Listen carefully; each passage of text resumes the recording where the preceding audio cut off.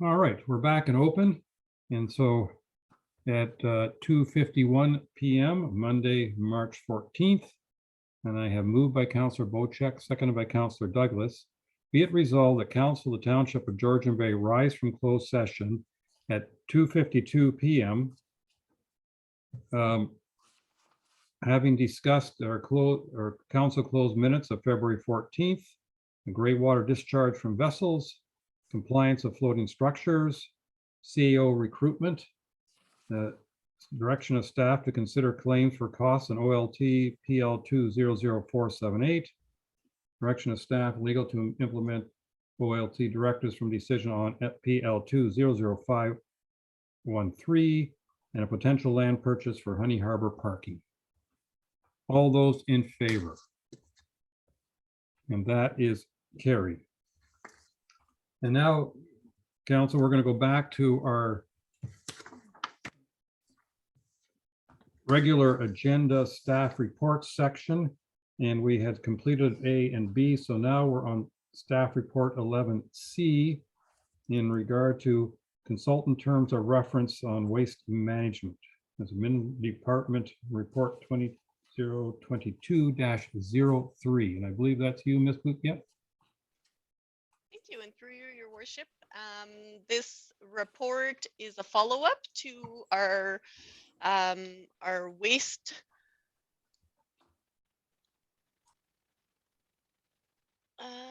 discussion, and there are two motions relating to this. The first one is to appoint Hutchison Environmental to do the work in the circulated terms of reference. And the second motion relates to corresponding with the district in relation to a stop work for the initiatives that were planned in relation to the migration of a waste improvement system in 2022. And I know that when the terms of references were circulated, there were many comments received.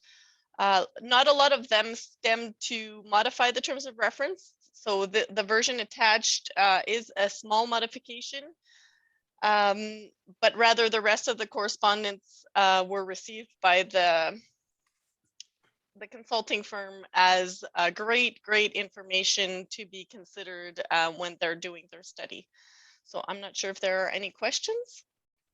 I have one before we ask council, and that is, Ms. Wade, did I understand that on motion 11C, the first one, resolution 1 of 2, was there an extra item you wanted added to that? Or did I misunderstand what I was reading? That is correct. There's one more, and that the consultant be sole sourced and the study be conducted by Hutchison Environmental Scientists Limited. I can send that to you. Okay, yeah, sole source. Even though we made in the first whereas we talked about sole sourcing, but you want it in the resolution portion of it as well. Okay. Correct. All right. So the first resolution and the first motion, and I'll read that, and then we'll see if there's any discussion. It's moved by Councillor Douglas, seconded by Councillor Hazelton. Whereas the special council meeting of February 15th, 2022 council approved the sole sourcing of Hutchison Environmental Sciences Limited. And whereas council directed staff to work with the consultant to draft terms of reference, therefore be it resolved that council adopts the terms of reference as presented, and that the associated costs per the solid waste collection needs and wants study have an approved cost of $25,000 plus HST funded by council consultant fees carried forward from the 2021 reserve, and that the consultant be sole sourced and the study be conducted by Hutchison Environmental Sciences Limited. Council, any questions or discussion? I'm sure Councillor Douglas is tired holding her hand up. Thank you. I actually just have one point, maybe clarification. I'm not sure it really makes a big difference, but it might. On page 2 of the report, let me scroll down to this. It says, therefore be it resolved that council requests that the District Public Works and Environmental Committee consider and then it carries on. But anyways, down on the very last sentence, it says continue consultation on a long-term depot for Go Home Lake Marina and Miners Bay Road parking lot. I don't think we were ever talking about Go Home Lake Marina because it's very small. It's at the very end of the road. There's just enough room for a couple of bins there, like a half dozen bins.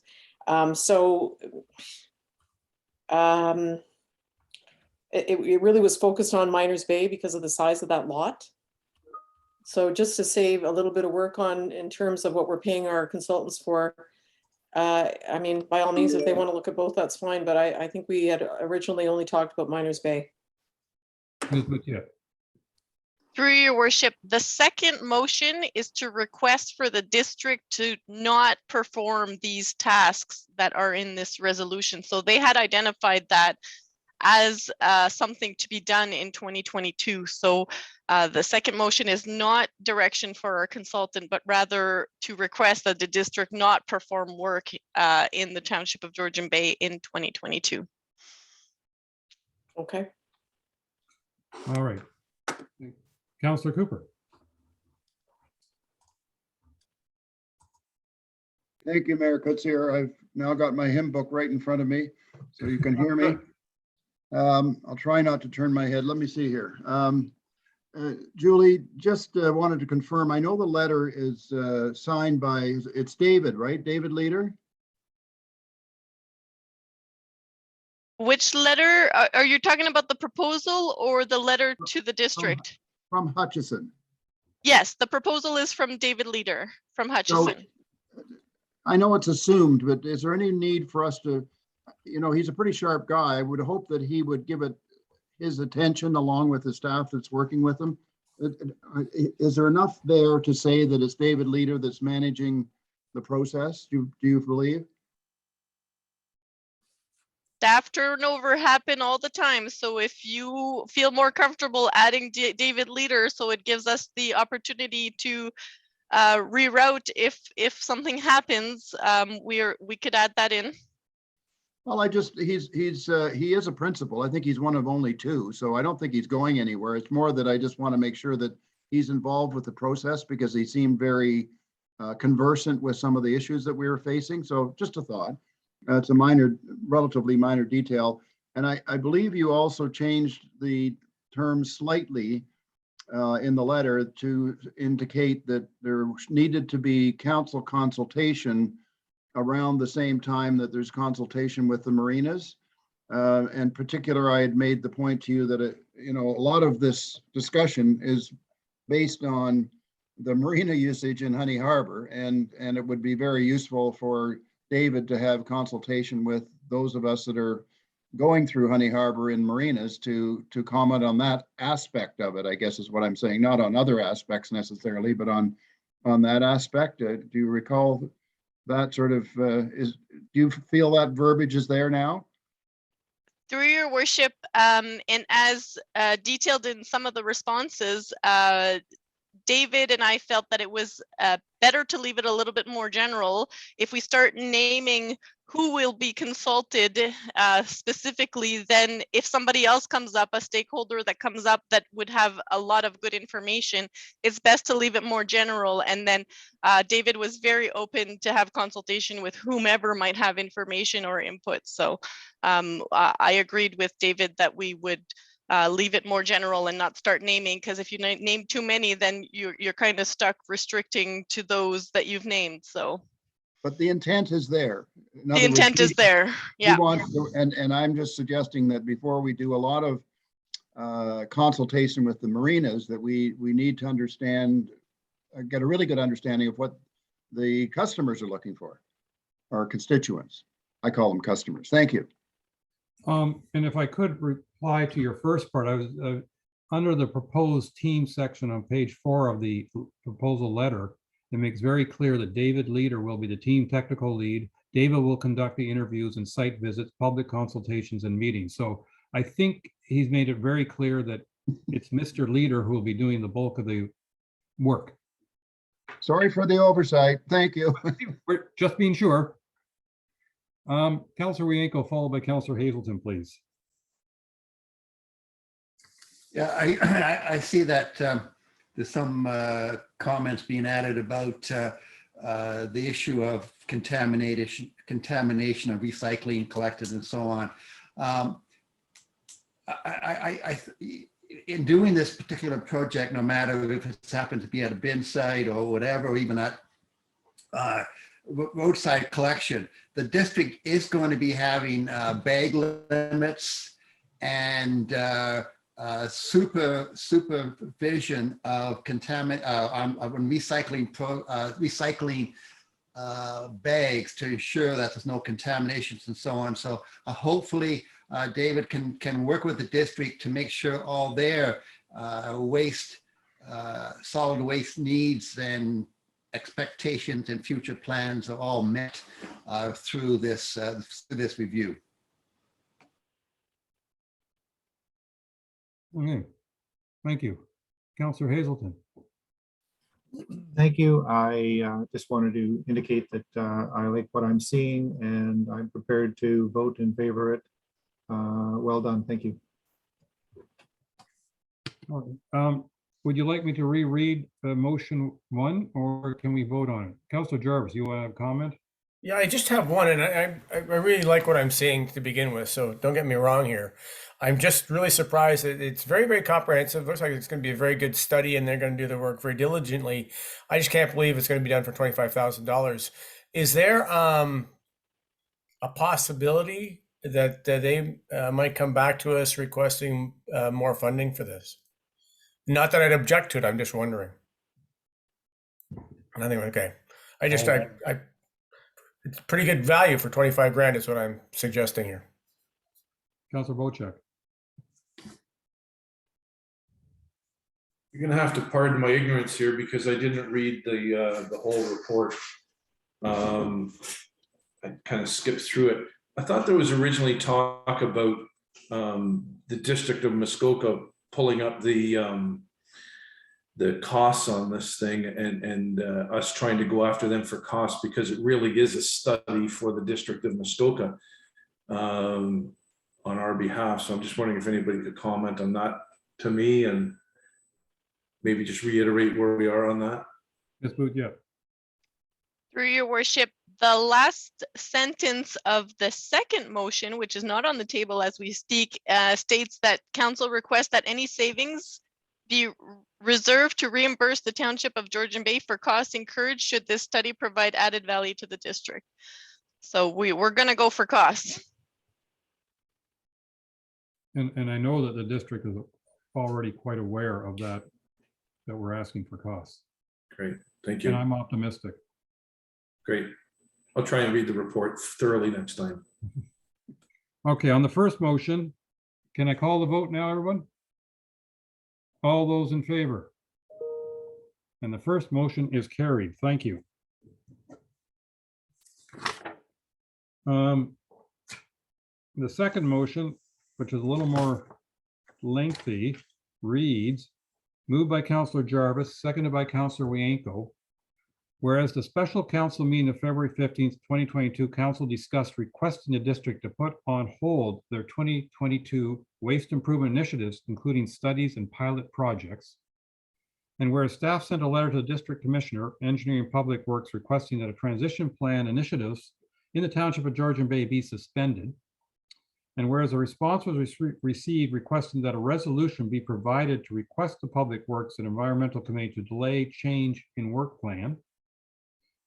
Therefore, be it resolved that council requests that the district's Public Works and Environmental Committee consider a suspension of transition plan initiatives in the township of Georgian Bay, including a potential pilot project to assess lakeside collection at Georgian Bay Landing and South Harbour Marina, a plan to initiate consultation for Wauwatosa Marina, Woods Landing Marina, White Falls Marina, and continuing consultation on a long-term depot for Go Home Lake Marina and Miners Bay Road parking lot.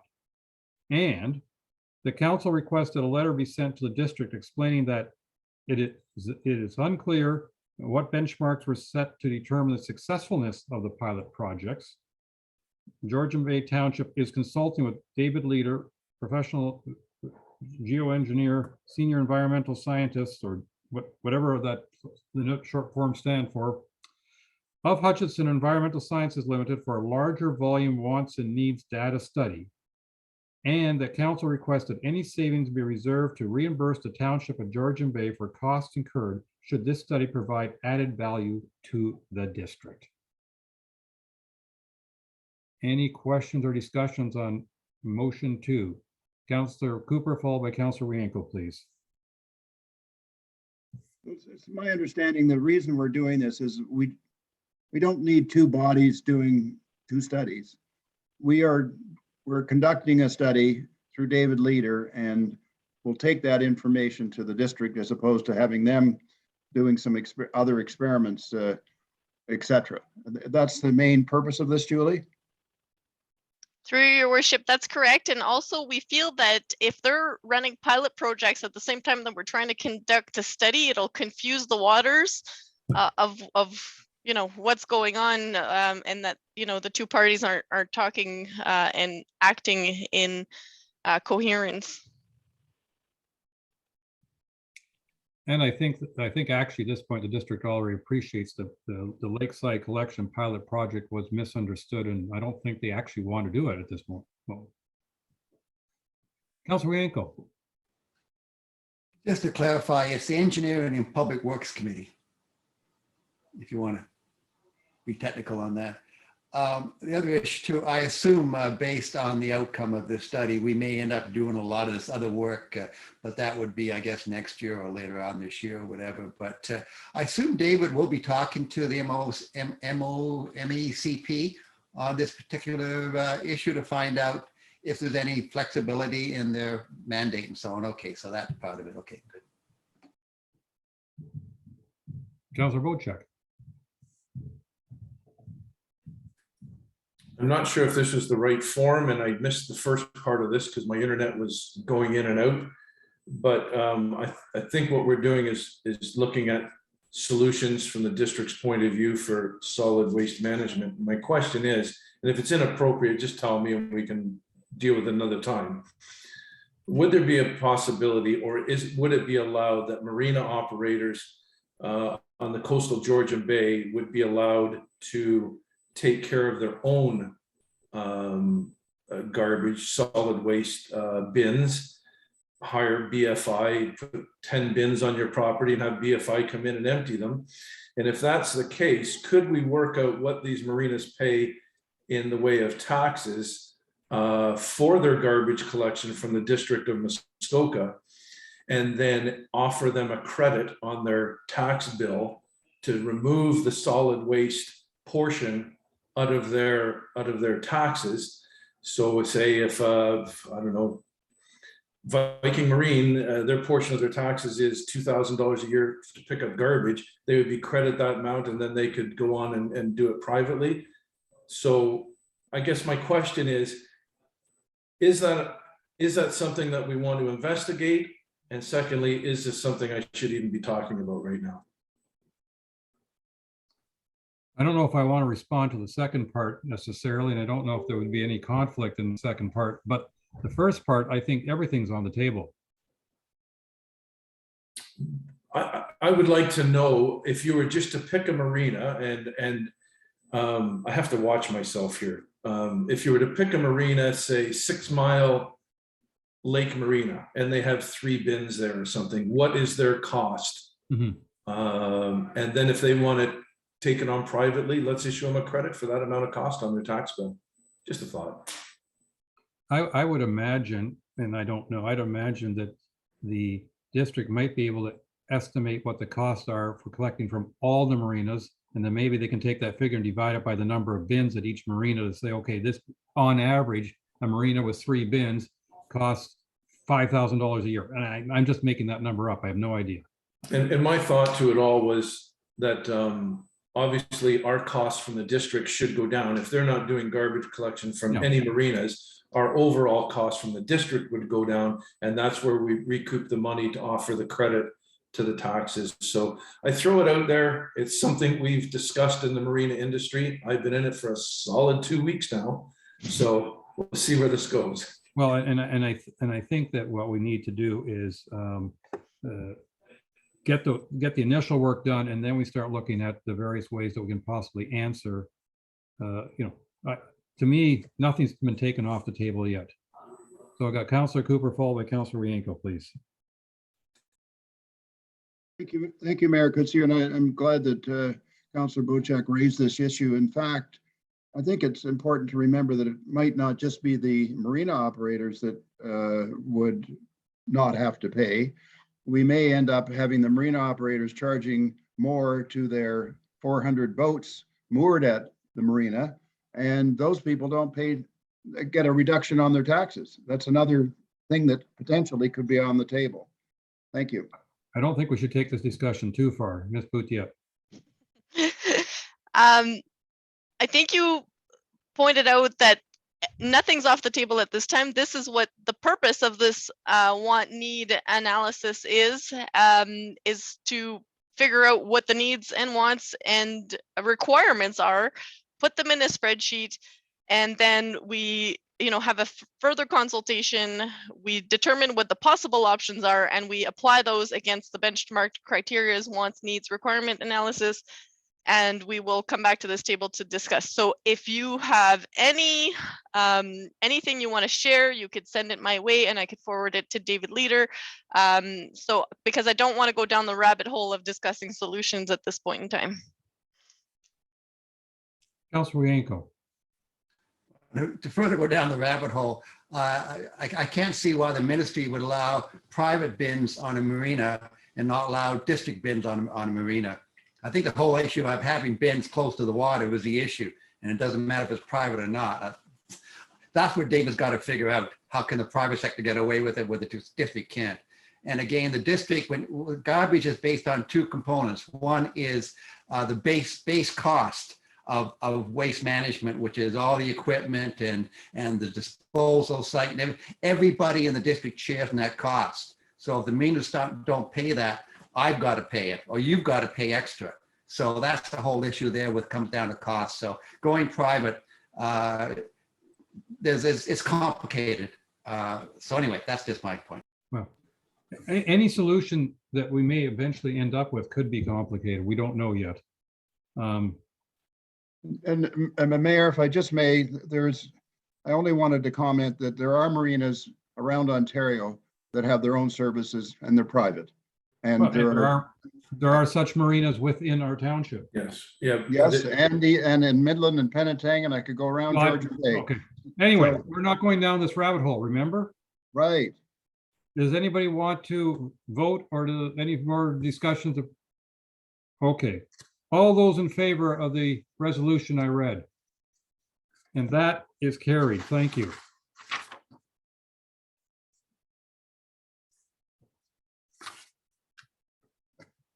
All right.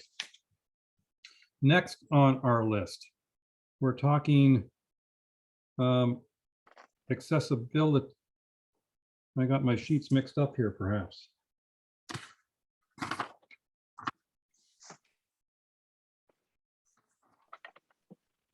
I'm missing a page. Accessibility. No, I think you got it right there, Mr. Mayor. Yeah, no, but that's on the agenda. I just don't have the resolution page for some reason. But Page while I'm 21. looking for it, we can listen to the report from our Human Resources Department on updated accessibility policy. Please. Good afternoon. For your worship, this is probably a quick one, but we had a desk audit through the AODA in January of this year, and they made some recommendations for us to ensure compliance, and one of them was to update our AODA policy. They were gracious enough to give us a template to use to make sure that we ticked all the boxes. So I gladly did that, and that is what is before you today. So it's just an update, which will also fall in line with an update of our website, and just to keep us up to date with compliance.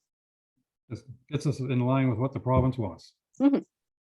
The resolution that reads, moved by Councillor Wienko, seconded by Councillor Jarvis, be it resolved that council approves the proposed updated accessibility policy and that council directs staff to rescind the following policies and bylaws.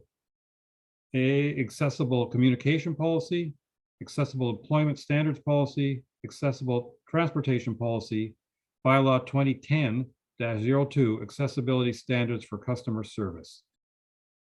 Any questions or discussion? All those in favor? And that is carried. You were absolutely right. It was a quick one. Mhm. Now we're going to vaccination policy. Okay. Well, as you know, there's been so many changes lately. It's hard to keep up with them all. Previous with our former CAO, we had lined up to start the policy once we started to open the doors. And of course, since that's happened, there's been lots of change within the whole province. So this report is looking at a couple of options, and even since I've written this report, things have changed. So the option number one is looking at updating the vaccination policy with the idea that there was some arbitration happening where the arbitrator was they told the companies that they had to pay for the tests. Since then, we have acquired tests through the chamber because they were on back order, but now they've come in. So, and that's a program that's offered to smaller municipalities, including us. The second is to look at what's happening right now within our within Ontario and consider rescinding the vaccination policy. So in the report, if you had a look, I broke down the purpose of the vaccination policy. So there's different purposes that were outlined in our policy, or that are outlined. And really only one of them is kind of still holding. So COVID-19 presents a significant risk to those unvaccinated. So Omicron has shown, and there's been many breakthrough cases. I think everybody I know that's gotten COVID, the Omicron variant has been either double vaxxed or triple vaxxed. Vaccination is the most effective measure to reduce the risk of severe illness. And that is in fact true, and that is holding true. So it's helping people who are at risk to stay out of the hospital. Vaccination is the most effective measure to reduce the risk of transmission. And unfortunately, the transmission piece has not been holding true because there's been so many breakthrough cases. I also provided some stats from the Ontario Health website that shows the breakthrough cases, and there's in fact more people hospitalized that are fully vaccinated. Under Section 25(2)H of the Occupational Health and Safety Act, the employer is required to take every reasonable precaution to protect workers. So source control is where we would really like to aim our focus under, the Omicron variant, and looking at masking. So we've since purchased KN95 masks for all of our staff, just because they are a superior protection to just a medical grade mask. And of course, we've purchased, since we've been back in the office, more cleaners to try to make sure that we maintain sterilization of our workspaces. And then just finally, that the Muskoka District Health Unit is recommending that workplaces keep our vaccination policies. And so I just want to be openly and transparent about that. But then considering, the province has rescinded theirs, and by the end of April, all restrictions will be lifted. So just considering that information. Okay, so in front of council is basically, we either approve an updated vaccination policy, or we basically approve rescinding the policy. Those are our two choices that are basically in front of us. Update or rescind the vaccination policy. Council, any comments? Which one are you picking? Councillor Hazelton. Yeah, I have a question directed here at Tammy. So let's say we have an employee who's not vaccinated and they get COVID. What costs are we as the township liable for short-term disability, long-term disability, or whatever, given that non-vaccinated people are more likely to have severe reactions? So the cost would be no different than for a vaccinated person. And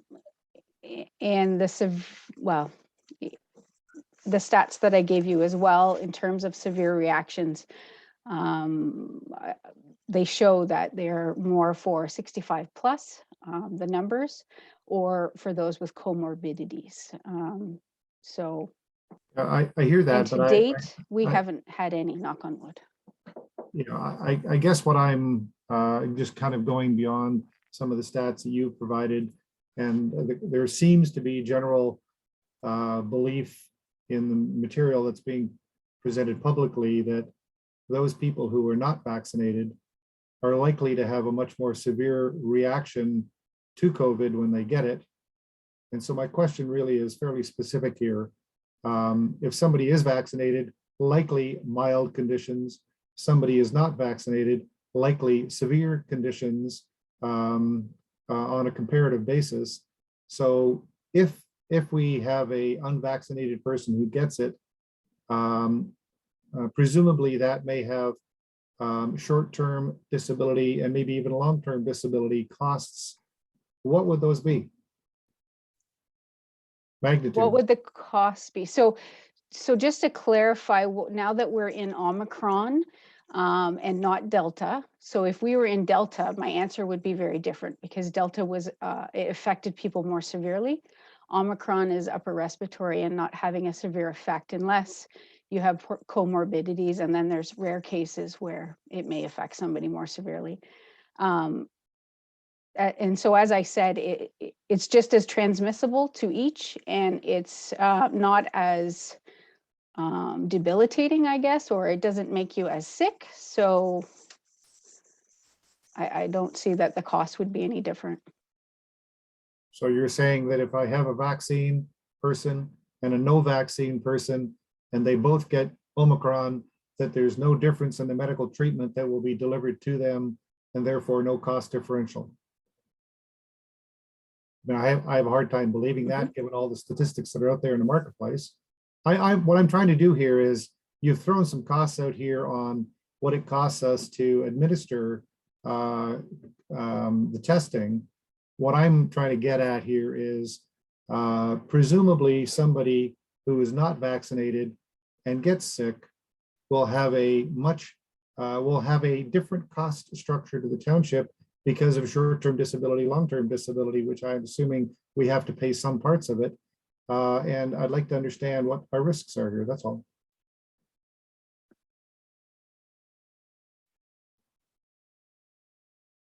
Any further comment, Ms. Martin? No, I don't. I don't think that the statistics are there to show that those who are not at high risk are going to be hospitalized. So from what I've seen from the medical profession is that because Omicron is less severe, that the risks don't present themselves the same because the severity, unless you are in a high risk category, such as plus 65 or with a comorbidity. Ms. Boutier. Through your worship, I think if we approach this logically, having a vaccination policy will not oblige staff to vaccinate. We are far in this pandemic and people have made a choice. They will vaccinate or they will not, and that choice won't change. What our vaccination policy currently says is that if you're unvaccinated, you need to test. Does testing make or avoid catching COVID? Nada. So, Councillor Hazelton, to your point, is that with or without the vaccination policies, the costs related to potentially somebody going off on short-term or long-term disabilities don't change. Councillor Rienko, followed by Councillor Bocek, please. Well, I read the report under option one. Dr. Gardner is still recommending that vaccination policies remain in place. So in good conscience, I've got to support his recommendation. I'm not going to go against the science. I'm not going to go against him. So I have to pick option one. Is that we keep the vaccination policy in place until Dr. Gardner says we don't need it. Councillor Wojcik. Yeah, I think the status quo, either be vaccinated or be tested, is the right solution right now. And not for any cost reasons, but if you test positive for COVID and you stay home, you're not transmitting it to other staff members. That's key here. That's the only thing that's key, is keeping our staff safe and free of the disease. And I think by keeping the status quo and having employees that aren't vaccinated test, and if they test positive, do the quarantine period, wait till your symptoms are gone, test negative and return to work. I think that's our only out at this stage of the game. Councillor Cooper.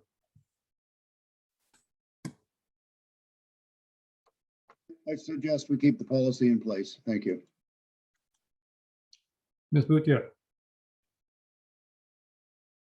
I'm not in favor of any or option. I'm just stating, if somebody comes in and they're vaccinated, they're not obligated to test. They're just as likely to be carriers than those who are unvaccinated. So really,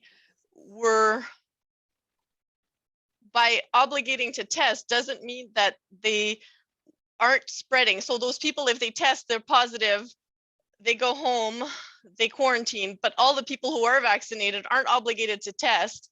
And logic says if you're feeling even the littlest bit ill, you stay home. So and that's what we're preaching. So I'm still unsure how obligating those who are unvaccinated to shove something up their nose to test is providing any benefit, because anybody can be a carrier even if you are vaccinated. Councillor Wojcik. I really agree with you, Julie. I can just give you a scenario, and that is, I know in my son's case, who works for a major corporation in the NHL, they have to all be vaccinated and they all have to do testing every day. So vaccinated or unvaccinated, they have to do the home test. And if they test positive, then they have to do a core drilling into your head for the other one, this whatever it's called, the CPR test or whatever. But yeah, in their case, everybody's mandated to be vaccinated and everybody is mandated to do the test every day. And so I agree with you. You're going to carry this virus whether you're vaccinated or not. But our policy, whether it's existing or the future policy, doesn't require daily testing. No, I'm just saying that's how serious people are taking this, and to eliminate anything from our testing regimen or to rescind the resolution that put this policy in place, I think it'd be wrong. You have to do whatever you can do. Because I think down the road, there's going to be a lot of lawsuits about people saying, you didn't do everything you could do to save me, and now I've got long haul COVID and I'm on disability for the rest of my life. I think we need to take every precaution possible to protect our staff. And what we have in place right now is the most effective that I know of. Couple of questions, if I may. The main purpose of this policy is to protect our staff. At least that's my take on it. What does staff think about these policies? Through your worship, well, I think right from the onset, the staff weren't. I'm sure there are some who are for them, but they're, and I can't speak for them all. I know when we did our survey, which was a few months ago before CAO Gunby had fine-tuned it for council.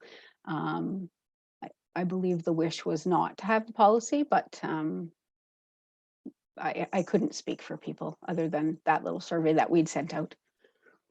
Because I guess my concern, and the reason I'm asking, is we know we have some people have been coming to work every day because they have to, because they may be roads crew or something like that.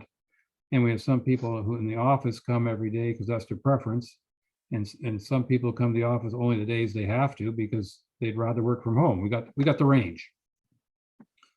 But I find myself just wondering as we're going through all this, you know, Councillor Bocek said, well, we got to keep the policy because that's the best we can do.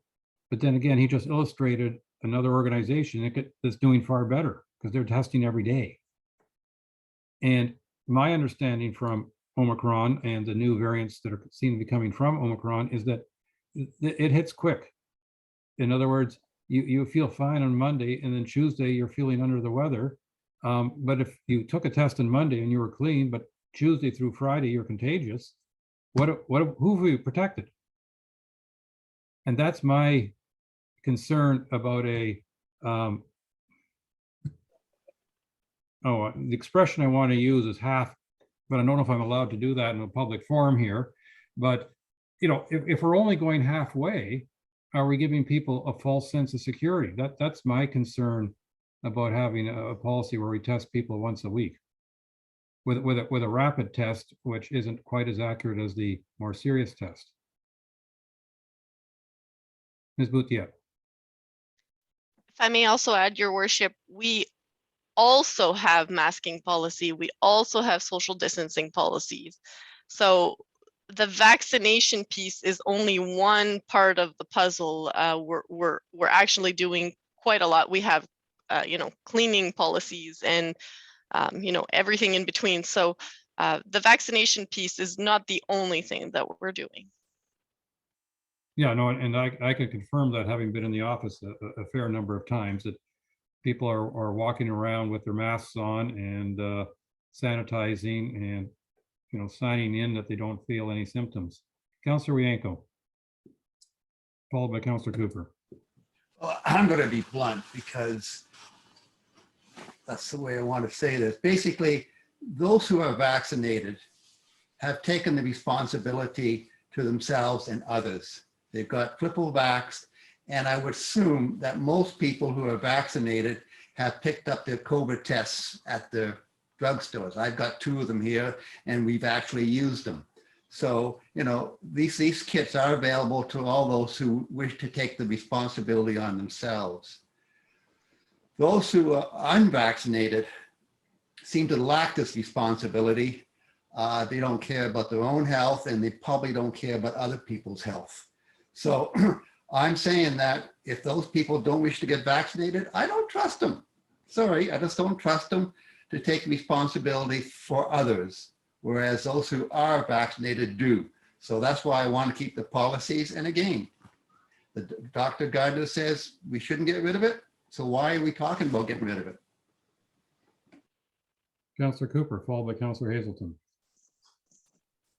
I'll make this very short.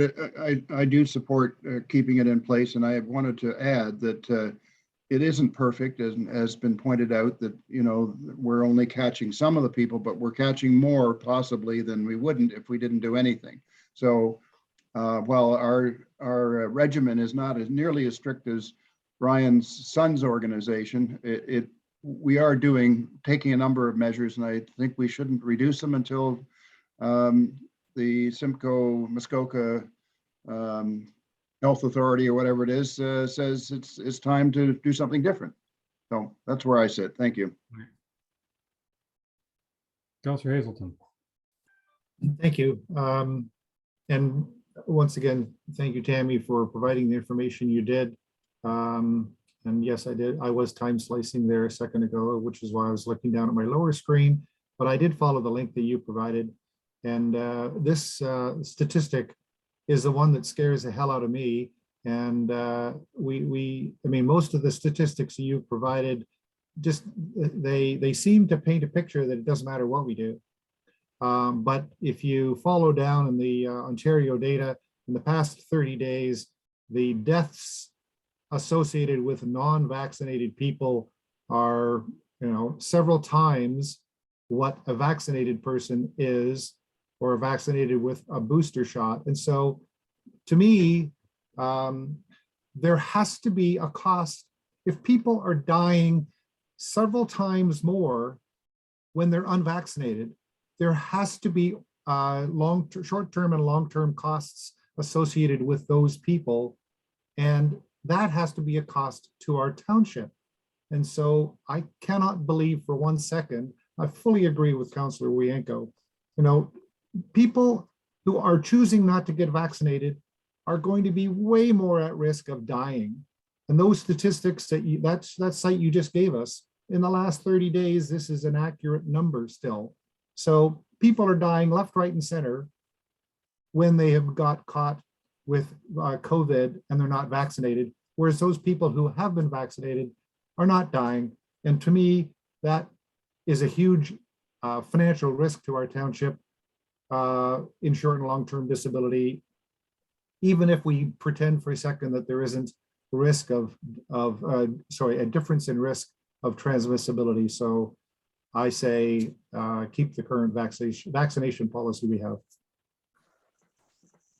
Any other comments before I read the resolution? Councillor Jarvis. Yeah, I was very interested in the statistics that were provided in this note, and I'm sort of on the side of Councillor Hazelton on this. At this stage of the game, since I know there's lots that is known about COVID, but there's still lots that is not known about COVID. Variants coming down the pipe, and it's having a huge impact in other countries, and I don't like seeing that. I prefer to keep this policy in place for the time being.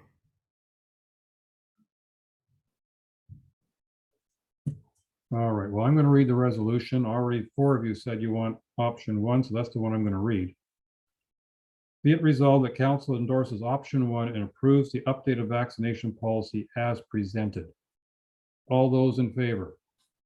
1, 2, 3, 4, 5. I think I saw another hand. But we've got 5 anyway. That is carried.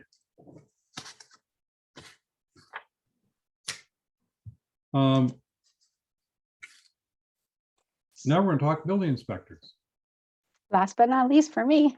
Well, So again, things have changed since I even wrote this report. As you all know, our CBO has announced his retirement. When I was writing this report, he hadn't. So a bit of a change and a shift. We're still looking for council to approve a deputy CBO position, and that is in order for us to start succession planning. As you know, as you probably know, and you've mentioned earlier in this meeting, recruitment for anybody, any building official at any level is pretty tough right now. It's almost impossible. So we really need to start filling some boots to be able to ensure service excellence and a high level of customer service from the Township of Georgian Bay. So yeah, I mean, so that's really what we're looking to do, is to just, and it's really a nominal cost in order to take one of our building inspectors and move that position to a deputy CBO, which would help in succession planning. It's only 14,000 and change a year. So any questions? the resolution I have in front of me reads, moved by Councillor Cooper, seconded by Councillor Bocek. Be it resolved that council approves one of the building inspector positions be replaced with a deputy chief building official. Questions or comments? Councillor Cooper, followed by Councillor Bocek, please. Thank you, Mayor, and thank you, Tammy, for the report. I would like to say that I think it's very important that the next CBO plays a role in who does what in the department. Just as the CAO, acting CAO, takes some direction from council on certain responsibilities and roles, the same would apply to departments. And I think for us to jump in front of the new CBO would be ill-advised. So I think we shouldn't be making this selection until such time as we've hired a new CBO. And I fully understand the need for making sure that we have a succession plan in place, but let's have the new director make those selections. Did I miss something, Tammy? No, I forgot to mention something. I think that's very important. And that in terms of prioritization, we will be hiring a CBO first. That's the #1 priority. We just wanted to get this position in line with your approval, so that once we get the CBO in place, we can get somebody else underneath them to start succession planning.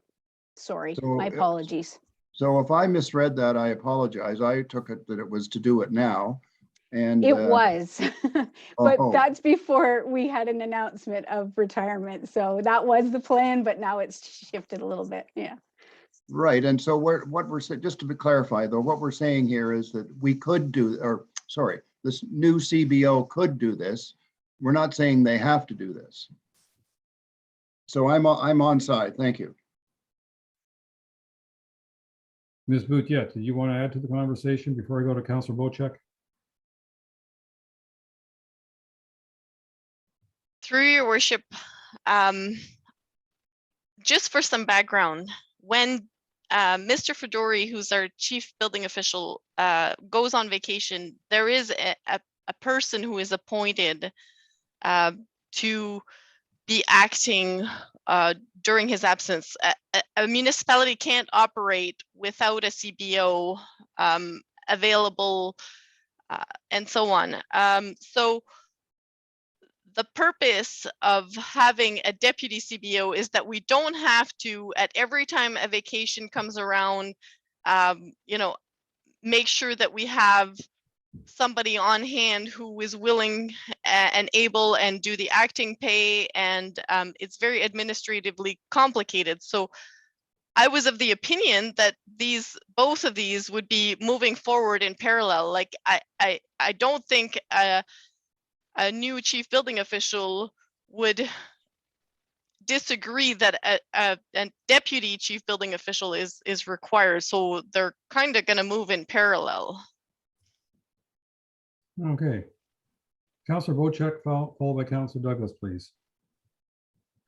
Thank you. A few questions before I make my comment. And first one is, in your succession planning, are you planning on adding an FET, or are you planning on promoting within? I guess I would ask our acting CAO that question. Through your worship, the plan is an internal posting, and it wouldn't be an additional FTE. It is, so currently we have a chief building official and two inspectors or three inspectors? Two inspectors? We have three. We have three only... positions. Correct. We have three positions for inspectors. So the shift is to go to one deputy and two inspectors. So still the same amount of FTEs. And if internally nobody applies for the position, we would go externally, because we do have a vacant inspector position at the moment. Okay, thank you for that. And secondly, I think the recruitment process for a CBO is going to be a lot different than the recruitment process for any other position in this township, because the CBO is provincially regulated and legislated, and really is a standalone position within our township.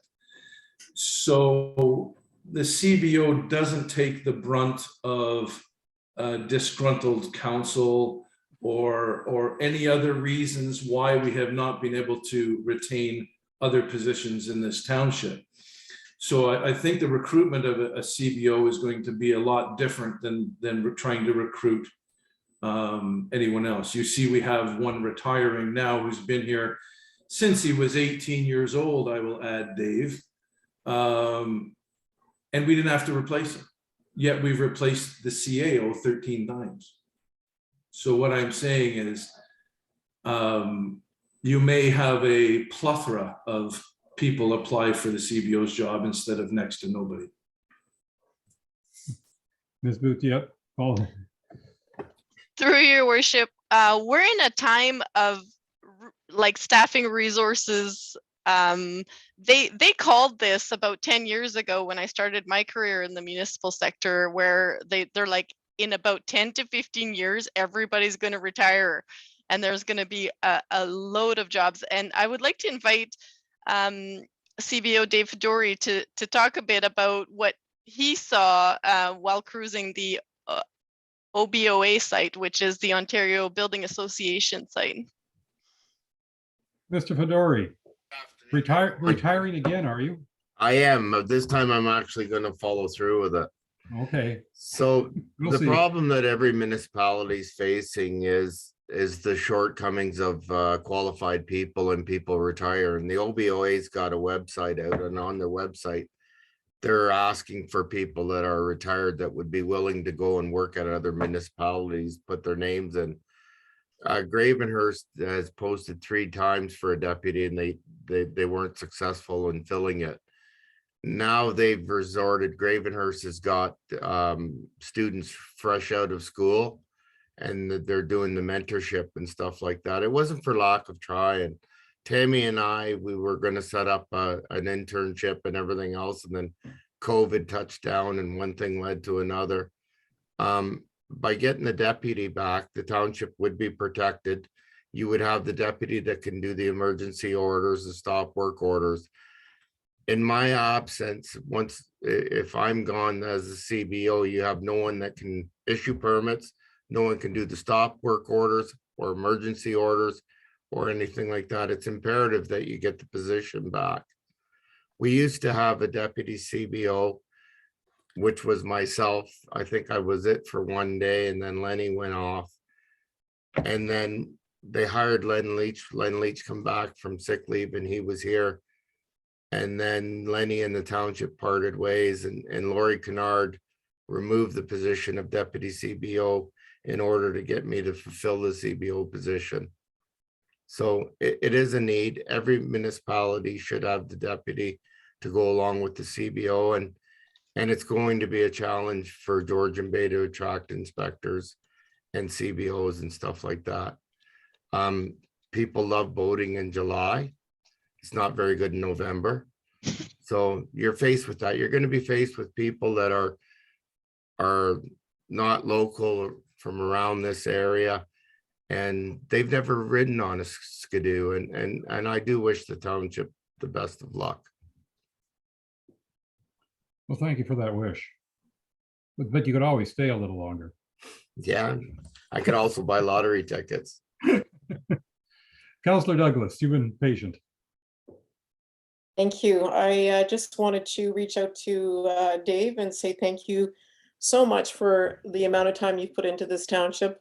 You are going to be sadly missed, and we are, as you say, probably going to have some real challenges to fill your boots. I wish you all the best when you go, and really wish you weren't, but totally understand it. So thank you so much, Dave. Thank you. Any further discussion?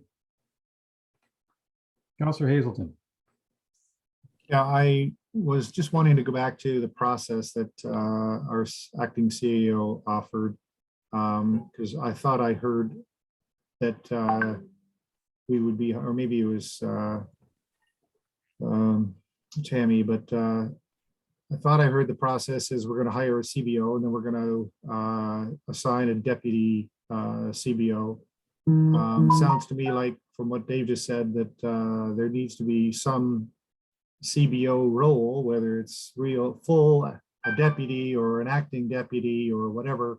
And I'm just wondering what the process is. And it just, it would appear to me that if we're going to hire a CBO, that the CBO would want to know and have input into who the deputy is going to be. And just, could you help me understand that process again?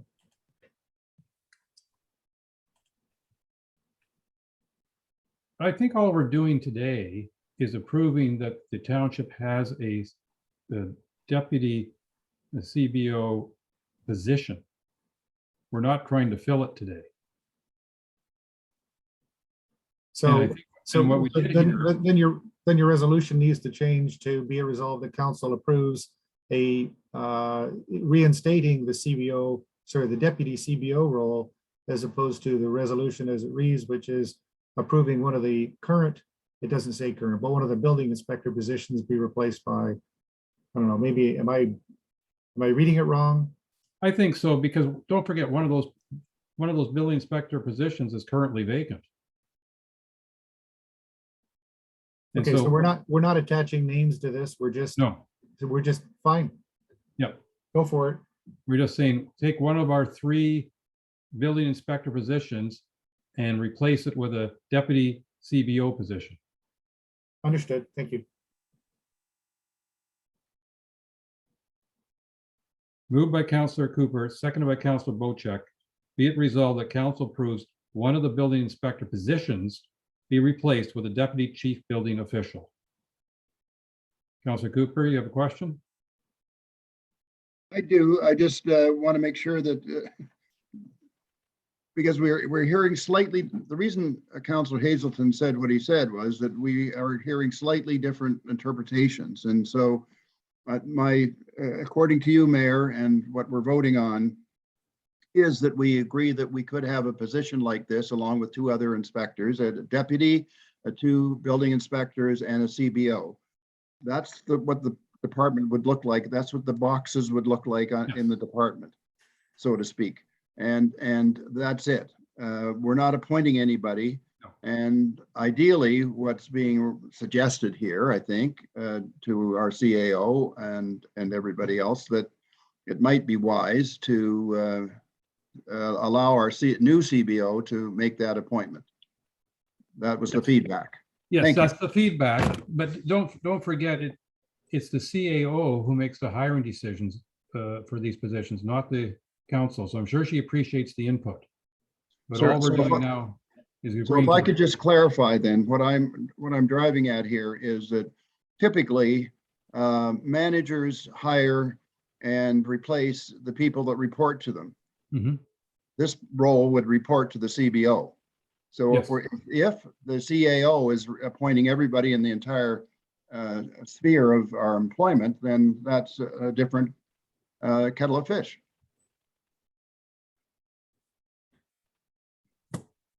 You know, we're taking a discussion that should have been done a long time ago. Councillor Bocheck. Thank you, Mr. Mayor. So we've created a position of a deputy CBO that's going to remain vacant until one is appointed by the new CBO. Now, if Dave leaves in the interim, when his retirement date comes up and we don't have a new CBO hired, will we then name somebody to that vacant position so that we can sign building permits and that type of thing? Ms. Martin? Just want to clarify that once the CBO is hired, it may not be an internal selection, it may be external. So I didn't want us to pigeonhole and not be able to open it up to an outside or external recruitment process as well. Sure, but that wasn't my question. My question was, if Dave Fedori retires and we have not hired a new CBO, who would be signing the building permits if we don't appoint somebody to that acting position? And can you have a deputy CAO without a CBO, deputy CBO without a CBO? There would be an acting CBO. Because of what we heard earlier was that if a CBO is missing, you have to appoint an acting CBO until you get a new CBO or your CBO returns. Right, so I get all that. So my question is, when Dave leaves and we don't have a CBO, who's going to fill the vacant position? Ms. Boutier. Through your worship, those are issues under my umbrella as we speak, and I will take on those challenges and I will get it figured out. Okay. Mr. Fedori, did you want to jump into this before I call the vote?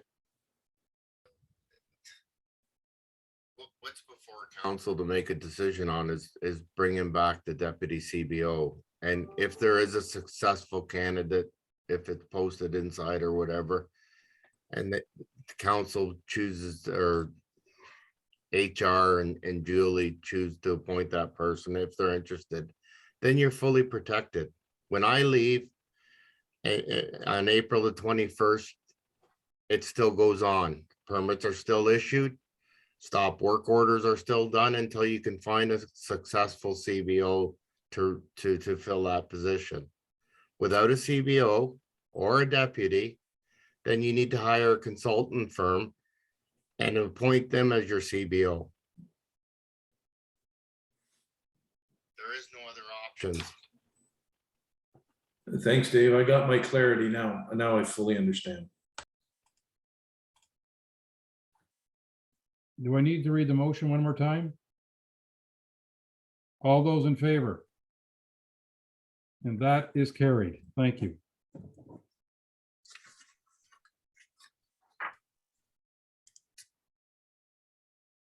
Now we're going to talk recreation grants.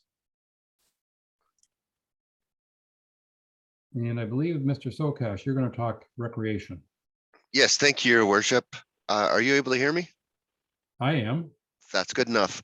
Thank you. That sounded a bit glib. This is a yearly report that we go through. Every year we allocate $5,000 for recreation programs, whether they be a summer-long program or if it's a one-time event such as a regatta.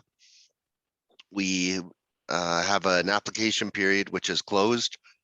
Two of the regular applicants did not apply. Go Home and I believe Honey Harbour were the two that we were missing.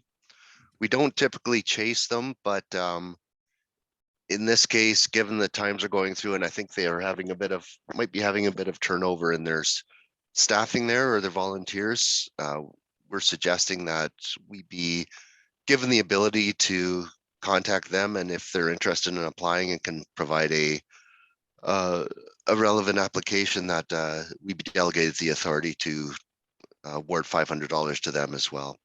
So we have two groups that have summer-long events. They've requested $1,000, and that complies with our policy. And there's two groups that have applied for support for the regattas, which are 1 or 2 day events, and we're recommending $500 each for those. Thank you. Thank you. I'm just going to add, I am a member of the Honey Harbour Association, so I will not comment or vote on this matter, but I will take the vote on behalf of everybody else. Councillor Cooper. Thank you, and I will vote on this because I'm a member of the community in common, and this serves the entire community, and anybody can actually sign up for a recreation program, I think in any of our communities, but certainly in Cognition. And so I will vote for this. But I just wanted to ask Brad, when you said Go Home, are you talking about Go Home Lake or Go Home Bay? Through the mayor, it's Go Home Lake. So could I suggest also that we get in touch with Go Home Bay as well, because that's another community that has regatta every year. In fact, I think they have some summer programs as well, sailing programs and other programs for kids. So I think it wouldn't hurt to go after them as well. Just a comment. Thank you. Councillor Bochek. Thank you, Mr. Mayor. Brad, being that we've just come out of 2 years of lockdown with COVID, is there funds left over from the previous 2 years in the recreation fund that were not used? Through the mayor, anything that wasn't used in previous years has been rolled into general reserves. I don't believe we allocated funds last year, but we did the year before. Okay, and second to that, these funds are put in place that people can apply for them up to any amount, or I thought it was a $500 maximum. Through the mayor, there are 3 categories. There is a program, which would be like a weekly sailing course that goes for 6 or 8 weeks, or swimming classes. There's an event, which would be a 1 or 2 day event, like a regatta, and there's capital programs as well, which are self-explanatory, I feel. Okay, thanks, Brad. Councillor Cooper, did you want to speak again?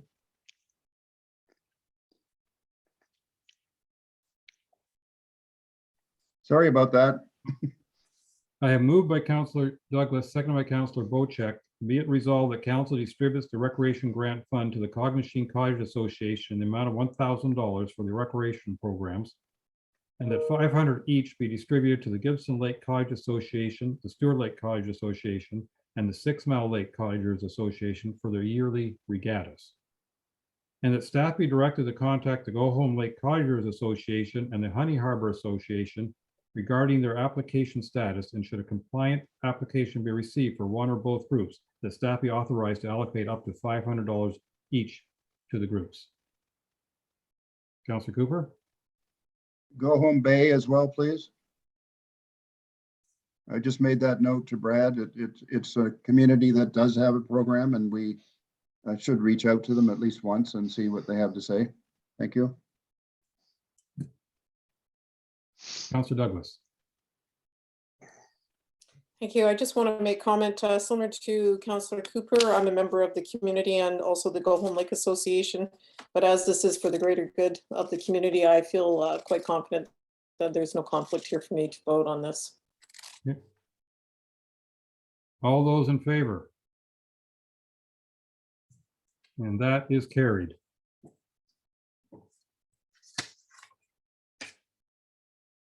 All right, we're getting closer.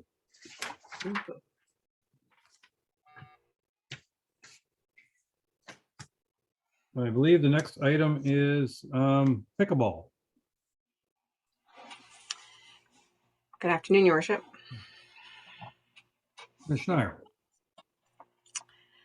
Just want to let you know that we do have Rob Prismanics in the waiting room for this report. If there's anything that needs to be clarified, he is available, sitting on very sharp pins and needles, hoping for some good success. But you do have people following along here on YouTube as well. This is a very popular and friendly topic to be able to bring forward to you today, because it's nice when a community comes and collaborates with the municipality with an idea, and then also establishes some funding to go alongside it, being aware that municipalities don't have significant amount of dollars to be able to come up with ideas and move as quickly as this project may require us to do, being that we have had the good fortune of a significant grant for the Honey Harbour Park. This particular group came forward and were aware of that funding and wanted to find out if there was a way that they could get pickleball courts installed. You heard from Rob and his wife Michelle this morning. However, since that time, we have also learned of the $160,000+ that has been raised. I present to you today a report that is in tandem with my colleague Brad, and we are coming to you today to find out if there is an opportunity for the municipality to support this community-led initiative and find a way to fund the remaining 50% of this project, or up to 50% of this project, to be able to install 6 pickleball courts at Honey Harbour Park. And we're very interested in doing this at the same time that we participate in construction already, because there are a lot of cost savings that will happen if we are in the construction mode at the same time that we put these pickleball courts in place. So a little bit of history, just to let you know, we did have an on-site meeting. We've met with the Métis Council, we've met with the advisory group. They have presented you with resolutions today in your package. And we've also met with Sustainable Severn Sound to talk about the environmental impact of pickleball courts, as well as what we're planning to do. And they have also been on site. So, and you heard from them today. So everybody's kind of rallying around this. And so I just bring this to you today as a discussion point, and hopefully we can move forward with some resolutions. All right, thank you very much. One point of clarification in the resolution, it doesn't indicate, the one in front of me, which reserve fund this is coming from. Are you expecting council to select that? I'm looking at either our clerk or our CAO, or are you going to tell us which one is the choice here? It's either the working or infrastructure reserve I see in front of me. Ms. Way. Sorry, that was provided as an option to the clerk's office, but I'm going to defer to Ms. Boutsiet on that one. Ms. Boutiette. For your worship, Pulling from reserves is one pocket. The intent of the working fund reserve is usually to stabilize the tax rate for operational needs. Since this is of capital nature, I would recommend that we use the infrastructure reserve for these purposes, if that's council's wish. Okay. The other thing I'll mention before we get to the discussion is at the end of the day, we have a choice. There was an or in the resolution put in front of us, the draft resolution. Either it becomes part of our capital cost for future replacement, which would be a $24,000 levy per year, or that we deem this asset to be excluded from the asset management plan where it will be decommissioned at the end of life. So that we have to make that choice. And we'll start it off with Councillor Winkle, followed by Councillor Cooper, please. I guess my questions is to Julie. Wouldn't this come out of the park fund? Since it's being built in a park, don't we have some money in the park fund for this?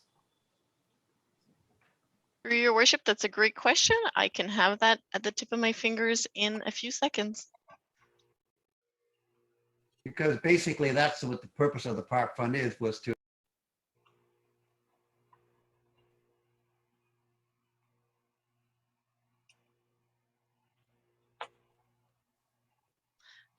I was under the impression that we depleted that last year. I don't recall on what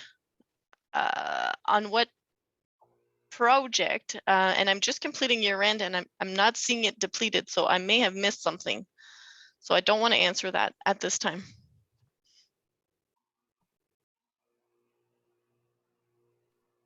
Okay, so we're not quite sure what reserve fund this may come out of, if we approve it. In the meantime, we'll go Councillor Cooper, followed by Councillor Bocek, please. Thank you, Mayor Kutzier. And I have been sort of pushing for financial integrity today. And however, I have to admit that the enthusiasm and effort that went into putting this together by the Charismatic, I hope I can say this correctly, Charismatics, is really quite remarkable. Sorry about this. Try and turn this off. There we go. So I just thought, wow, isn't this wonderful? All these communities coming together and people from various parts of the township. Great to see. So I think it's commendable, and I support it. And interestingly, these people are willing to go all the way down from Cognachine to play it. So there you go. All right, well, good on them for doing it. Thank you. Thank you. Councillor Bocek. Thank you, Mr. Mayor. And I also support this, but just a few questions for clarity. Has there been an RFP sent out to find out what the overall cost of these pickleball courts, so we have a more fixed value on it? I'll ask that of Jennifer, I guess, first to find out if there is an overall cost that's been put out. Mr. Sokash actually had his hand up. Sokash. Yeah, I was going to say defer to Brad because he's been doing some behind the scenes work. Okay. Thank you, Your Worship. I've looked at a couple of tenders that have closed in this area over the past year, and it looks like we'll be somewhere between 225,000 and 305,000. They're a little bit all over the place. I think some of it's just COVID pricing and contractor availability. But I think we're in the right ballpark when it comes to what we're proposing the budget for this.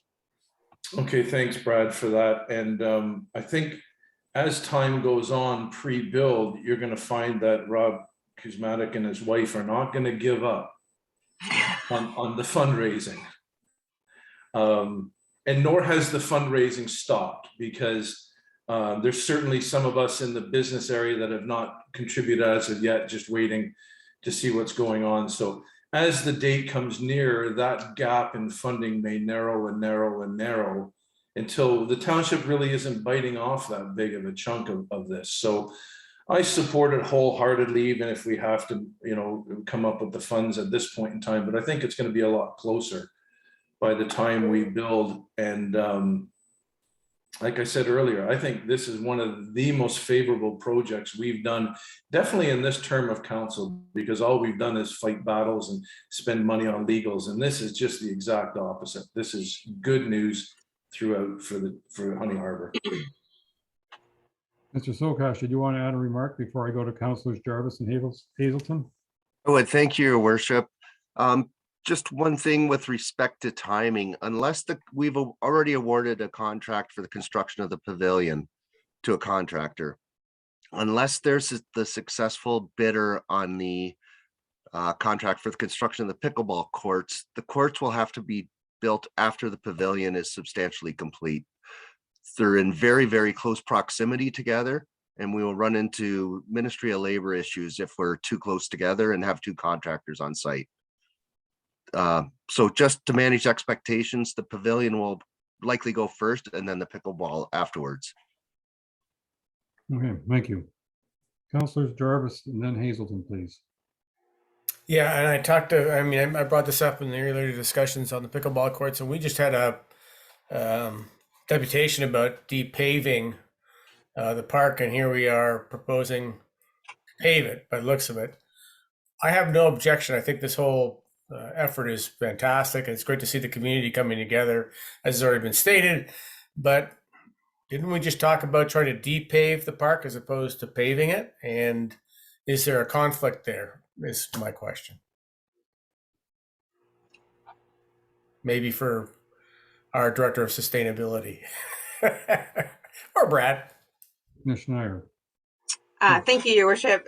Through you, Councillor Jarvis, we had the same question. And so we brought Sustainable Severn Sound out to have a discussion with us. They were already partners because of the Depave project that we decided to get engaged with. And they feel that so long as the courts are somewhat permeable or that are designed in a manner that runoff can occur, that this type of infrastructure is important because the community wants it. And sustainability doesn't always have to be about keeping things green. It's also about community capacity building and different sort of flavors of sustainability when we look at the better value of a piece of space. So we're not putting up a parking garage. We're not using a piece of public infrastructure for something that wouldn't be accessible for the public. And those types of decisions can outweigh the ability to keep it natural, grass, or organic. So we know that we have the support of SSEA as we put this together. Thank you for the clarification. Appreciate it. You're welcome. Councilor Hazelton. So thank you for that. I have a question that is really more on the side of operational and logistics. First of all, I love the idea here. I think it's great. But I just wanted to bring forward some observations. The Honey Harbour Association community and the community have a tennis club, and the tennis club has tennis courts at the schoolhouse building in Honey Harbour, water access. And the tennis club have learned that they need to manage access to the courts and schedule use and lock the gates so that only tennis club members can use the courts. And I do understand, that was privately funded, but that really kind of brings to mind kind of a usage profile here. I heard earlier in our delegation this morning that there would be all kinds of people wanting to play and people, sitting on the bleachers, which I'm not sure are funded yet, but there would be all kinds of people standing by wanting to play. And I'm just wondering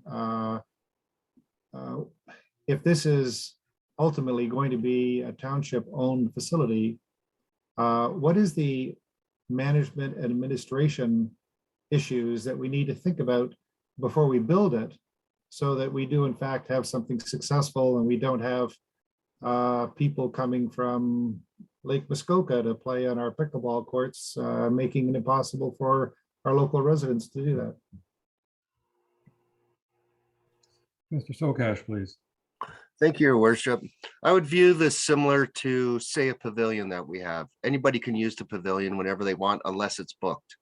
And we will have groups that will book the pavilion every day for weekdays during the summer for 2 hours.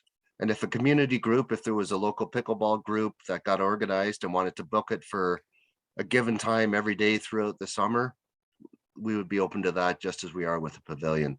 I think it would be a similar situation. And then outside of those hours, anybody can use it. And that's managed how? Through the mayor, that's managed through our office, through a book, whether it's through Vivian or one of our staff members will book it. If there is costs associated with it, they're invoiced through the finance department. And complaints, which I'm not familiar with any, but if we do have any complaints or conflicts, that goes through the bylaw office. Okay, thank you for that. Councilor Wojcik. We have a similar situation. Thank you, Mr. Mayor, for acknowledging me. We have a similar situation with the hockey rinks here. And signage seems to be the answer. For example, at the Bachelor Ward Community Center, there's times that are slotted where you cannot use the facility because it's specific to hockey players. Or then there's other times that are specific to figure skaters, and there's other times that are specific to family skating. So I think similarly, we could sign this to say that you know, certain hours are open for public use, certain hours are open for tournament use or whatever. And I think the signage really has done a great job at our outdoor rinks, and I think similar could happen here at the pickleball courts too. All right, the only other thing we haven't discussed is whether we want this added to our capital cost program, and therefore, you know, in a sense gets amortized over the period, and then we'd be setting money aside to replace these courts sometime in the future.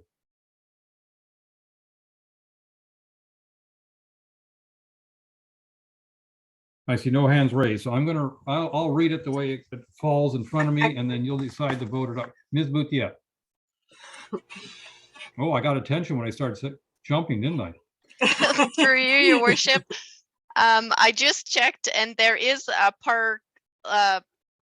parkland reserve available for that. If that's council's wish. I see nods, so we'll put park in there.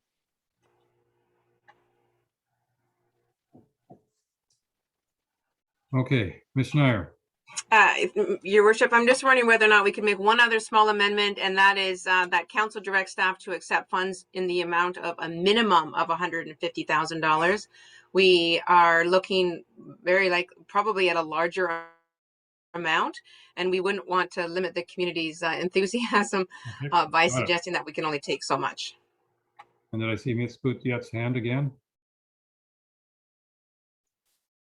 Through your worship, I was on the same path, and I would say fund 50% up to a maximum of 150, just so that, you know, if 50%, you know, if they raise $250,000, we're not going to fund another 250 to the amount of 500. Well, if we just say a maximum of 150, then we're not going to go above anything above that regardless. Your worship, I was just speaking about the line with respect to accepting funds. I know. And Julie's speaking to the line about, okay. Okay. So I have moved by Councillor Jarvis, second by Councillor Cooper.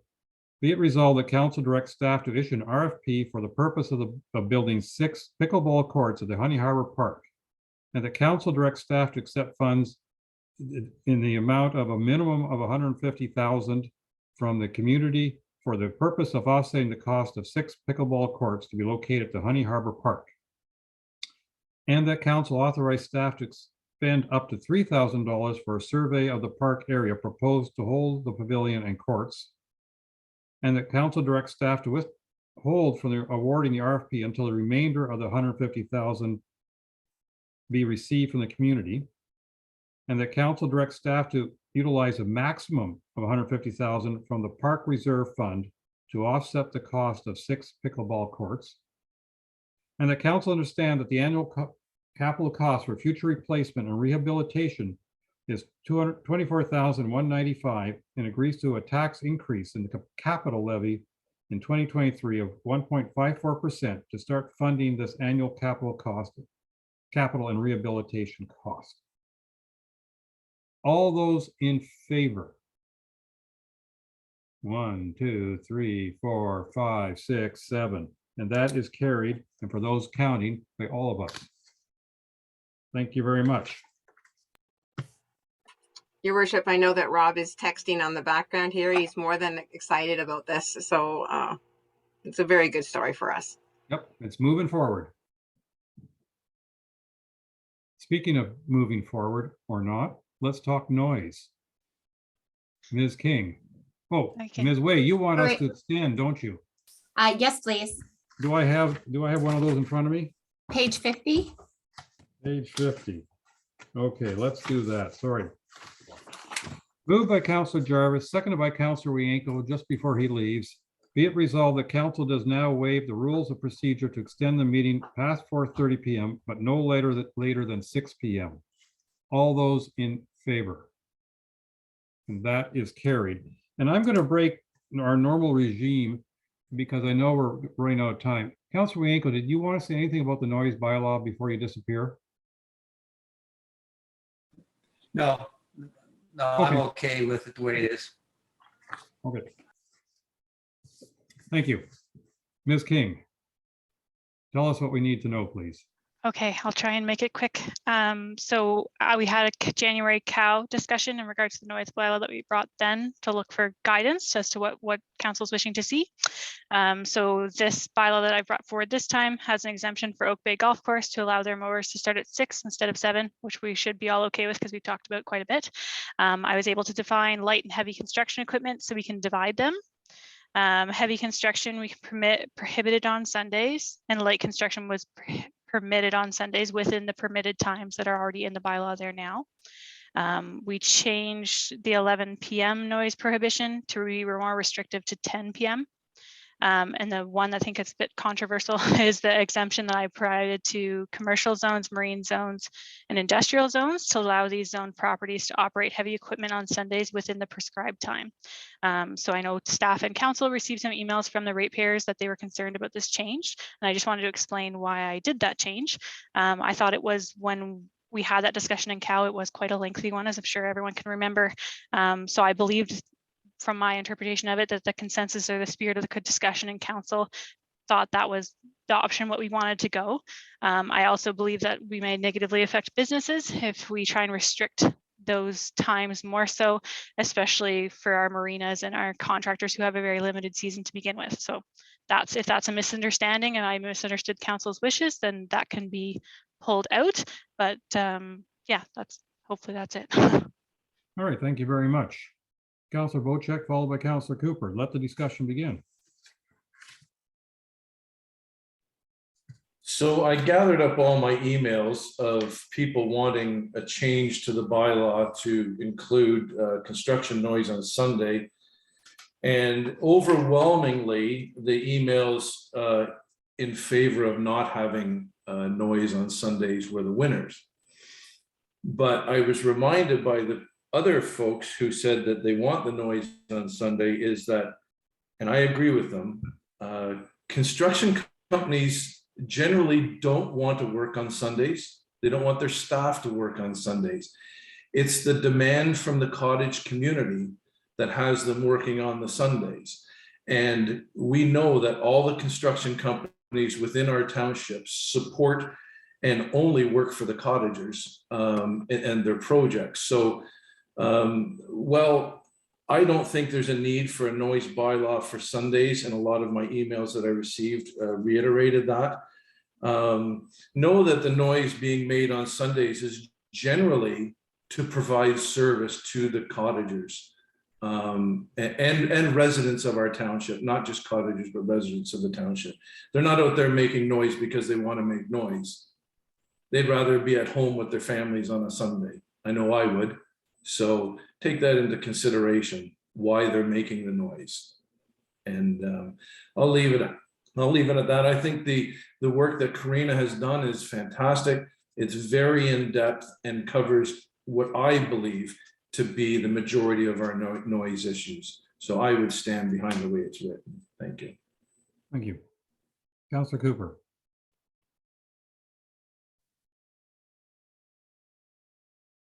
Thank you, Mayor Kritzinger, and thank you, Karina, for the report.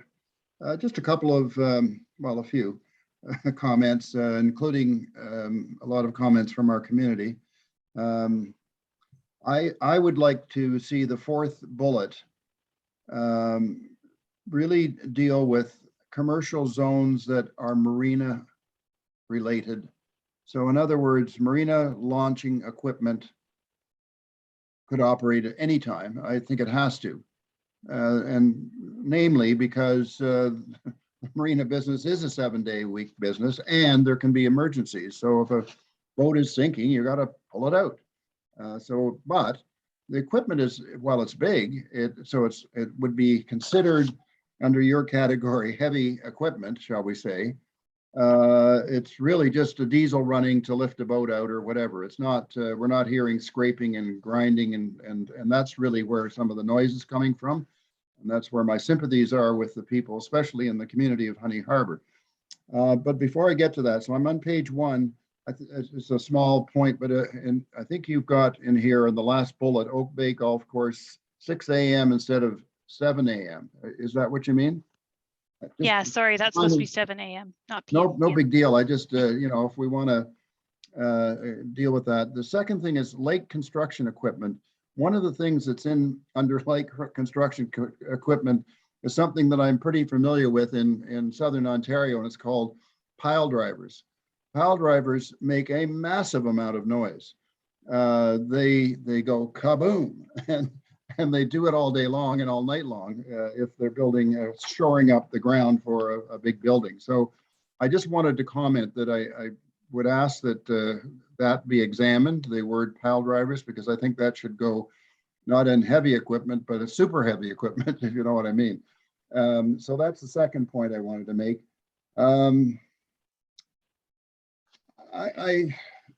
I have to say that I am pretty sympathetic with the view that Sundays should be without heavy equipment. I think light construction equipment makes some sense, but here's an example I've heard from a number of people in the Honey Harbour community. Many in this case, permanent residents, but also it's a real mix in that community. Also, a lot of seasonal residents, and it's the sound of heavy equipment moving sand and gravel on and off barges that is the most problematic, and to have that happening on Sundays, I think is over the top. If you have to go out and do some work and you want to do the work on Sunday, great, but please don't be using heavy equipment to scrape barges with a front end loader, and doing it at 7 in the morning on Sunday is not very pleasant for people that come up into our region for peace and quiet. And so I sort of fall in line with at least Sunday. If you ask me personally, and some of the people I talk to, I'd say Saturday and Sunday, but certainly Sunday. So those are sort of some of the edits. The other thing is there any reason that we can't have a fine of not $150, but $1,500? Yeah, so anything over 1,000 would need a special permission from every fine needs to be approved, but anything over that $1,000 mark, they need an extra. It has to be a very serious offense in order for them to grant that. The governor or the attorney general's office don't usually do that. Those were the bylaws or the fines that we had in at the time, so that we didn't have complaints about that. So we just left those as was, because we thought that was best. Well, so my suggestion would be then, if it's $1,000, that we put $950, just to make it, you got to feel it. If you're going to break the rules, you should feel. So those are my comments. I think it's a great report, but I do sympathize with those that have to put up with some pretty heavy equipment on Sundays. Thank you. Councillor Jarvis, please. Again, torn on this one because I'm an island resident, and like many island residents, it's a very short building season, and lots needs to get done in a very short period of time. And consequently, obviously, we've seen an uptick in activity in the construction I'll call it construction, commercial, marine environment down on the shores of Honey Harbor, as these companies do get things prepped for the Monday, and that's probably part of the problem we're dealing with here, and certainly the root of a lot of the letters that have come in again, which I'm very sympathetic with, because these cottagers in most cases were here long before the construction companies were, or certainly before the construction companies were operating on Sundays. So yeah, my sympathies are very much with them, and as much as I'd hate to see the building season in essence be shortened because of the lack of Sunday activity, I think it's a good idea to try and be more restrictive in that regard. And going back to comments made by Councillor Hazelton, I saw that that one item under light equipment and went thinking to myself that there's no way that a pile driver could be considered light equipment. You don't have to be that far away from one, or actually you can be quite far away from one and still be feeling the effects of it. I don't know how many pile drivers are being used in our area, maybe not that many anyway, since we got granite right there, but I think pile drivers should be moved into the heavy construction equipment category, if not beyond, as Councillor Cooper suggested. But yeah, I'm finding myself in sympathy with the locals on reducing the amount of activity for everybody on Sundays, despite what the previous conversation was at Cow. That's where I'm at. Thank you. Councillor Bochuk, I think we should give others a chance if they want to speak on the first round. Councillor Hazelton, please. Thank you. So Councillors Cooper and Jarvis have covered most of the points that I wanted to cover. But I want to re-emphasize what Councillor Jarvis said, and that is these cottagers who are asking for a little break, one day a week, a break from this crazy heavy construction noise. They've been here long before these companies who are making this noise ever existed. And they certainly in the South Honey Harbor area, these companies have grown and mushroomed beyond all proportion. And South Honey Harbor is a den of endless noise. And the people are just saying, I've had enough. We even had one letter come in where the lady just said, look, I give up. You're not listening to me. We've provided as a community our feedback. I guess my only avenue now is to go and get something that makes annoyingly heavy noise and blast it at everybody else because nobody's listening to me, or move to a township that actually cares about their residents. I thought that was a very powerful note. And I think that we have to recognize that these construction companies who might be making noise, they wouldn't exist if it wasn't for all of the property owners that exist in our communities. We as a township only exist because of our residents, and we have to listen to these residents. And when they are telling us, like when you get one letter, you got to understand that's probably equivalent to a 50 or 100 people's comments. People just have a hard time getting motivated to speak up when they mostly hear that their comments are ignored. So we absolutely, I think, have to listen to our community on this one and respect, the one day of silence from this heavy construction equipment. Thank you.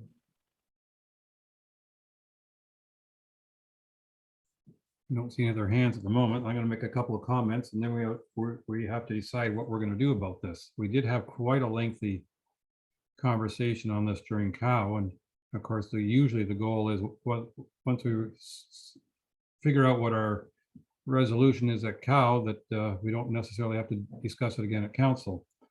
I appreciate the making the distinction between light equipment and heavy equipment. But maybe the distinction should be between loud equipment and not so loud equipment. Because even some of the letter writers made the comment that it's not necessarily the weight of the vehicle, but the noise that it makes. So, but it, without a decibel meter, it's kind of tough where to draw the line. So, we have to compromise on that. And I find it, I find myself curious, to be honest. I mean, we got quite a bit of correspondence in. I couldn't help but notice that much of that correspondence was clearly copied from each other. So the neighborhood got together, which tells me that that particular neighborhood, there's a fair portion of it that aren't too happy with some of the noise that they have to hear. But I find myself wondering, how many sources are there for that noise? Are they complaining in particular about one site, or is there half a dozen sites they're complaining about? And what are the nature of those sites? Because we've heard, that maybe we can make an exception for marines or marinas, and maybe not for, industrial or commercial zones. And I don't know how many industrial zones we have in the South Honey Harbor area. I haven't looked at the zoning map, to be honest, in that regard. If there's somewhere in between. But right now, what we have to decide as a council, either we vote in favor of the draft bylaw that was presented, which basically meets what we had asked for in our committee of the whole meeting a couple months ago, or do we defer it again and ask for one or two or more, but hopefully only one or two changes to it for another round? And that's what's in front of us right now to make that decision. Do we want another round at this? And if so, let's be very specific. What do you want to see changed? And then I caution you, of course, we may get more letters in response. But the hands I saw, I think the order was Hazelton, Bochek, Cooper. So, Mayor Kutzer, you just spoke about one thing, and you said it was complicated, and maybe it is, but Councillor Cooper also spoke to this. It's the noise of this equipment that is the problem.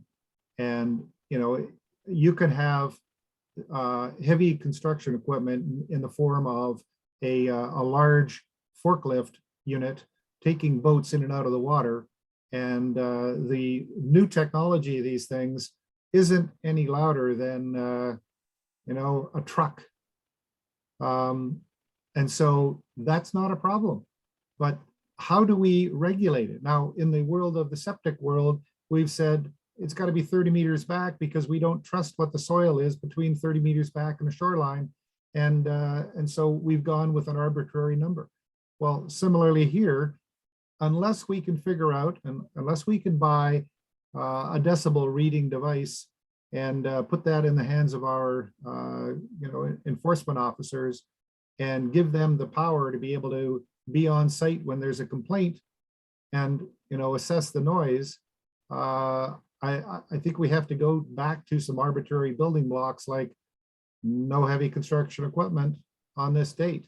And I think the neighborhood would all fully support a decibel sound reader saying it's okay for quiet, heavy equipment to do work, but just don't kill us with the noise. And there are some really noisy, heavy equipment in South Honey Harbor.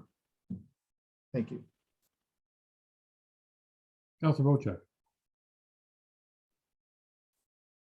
I know there was some, thank you, Mr. Mayor. I know there was some conversation about the difference between industrial construction and marinas. Realistically, there is no difference. A lot of the marinas build docks, big steel pipe docks, and they haul them around and bang them around and put the decking on them and everything else. So I don't think you can differentiate between marinas and industrial zones. The other thing that came to my attention when reading this is we have a group of people here that don't want noise on Sunday, but that's year round. And we have a very large population of cottagers that come up in the summertime. they don't want to be bugged on Sunday with noise when they're out swimming and playing with the kids. But the rest of the year, the other 9 months of the year, or 8 months or 6 months when they're not here, are we going to stifle all the marina owners and all the construction companies that they can't make noise when the bylaws to protect the people when they're here? Seems to be a lot of conjecture around this, and you know, I wouldn't vote in favor of this noise. I would vote in favor of the current noise law that you've put in front of us, but to add Sundays to it without some parameters around the times of year, the amount of noise and everything else to control it. I really don't think, Karina, with all due respect, you have a chance in heck that you're going to do anything with this, because if I'm doing a $300,000 project and I got to get out there on a Monday, find me all you want. I'm paying my guys double time to work on that day anyways. $150 fine, bring it on. That's great. I'll make lots of noise for 150 bucks. Matter of fact, I'll make twice as much noise for 300 bucks. So the reason I'm saying this is not to be facetious, is to remind you of reality and what's going to happen. Construction people are construction people, and they'll make noise if they want to make noise, and they'll pay fines. Who cares? 150 bucks. That's a joke. It costs you that much to drive your pickup truck to work nowadays. So if you're going to put some teeth in it, put some teeth in it. But don't think you're going to do anything with a $150 fine. It'll get laughed at. And that's no disrespect to you, Karina, whatsoever. More disrespect to us guys in the industry. Thank you. Councillor Cooper. Thank you, Mayor Kutsir, and that's exactly one of the points was the fine.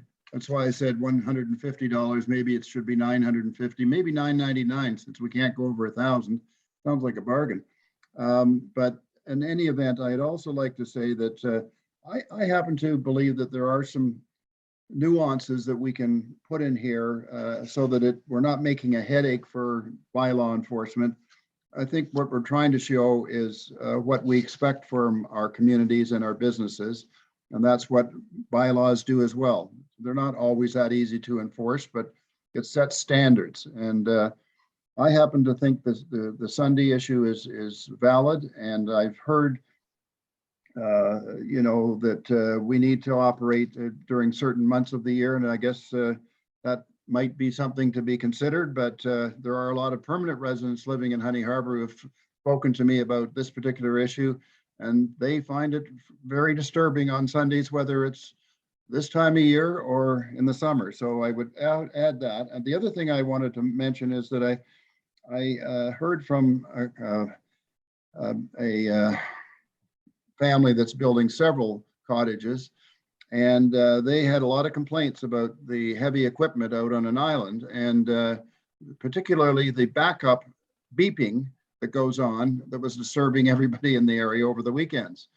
They decided to, illegally, I guess, but decided to disconnect the beeper so that they weren't upsetting people in the area. So they were being considerate. And I think we need to think about being considerate. So I know that it's a nuisance to have to bring this back, but I would suggest that we need some minor refinements here. I don't know that we're going to go out with noise testing equipment. I think if we really get a good read on what light versus heavy equipment is, marine launching equipment, not building docks. I said marine launching equipment, meaning launching boats. So that isn't banging docks around. So I think there's some refinements that we can do that will help us achieve our goal. So those are my 2 cents. I would support some changes to this, is what I'm saying. Thank you.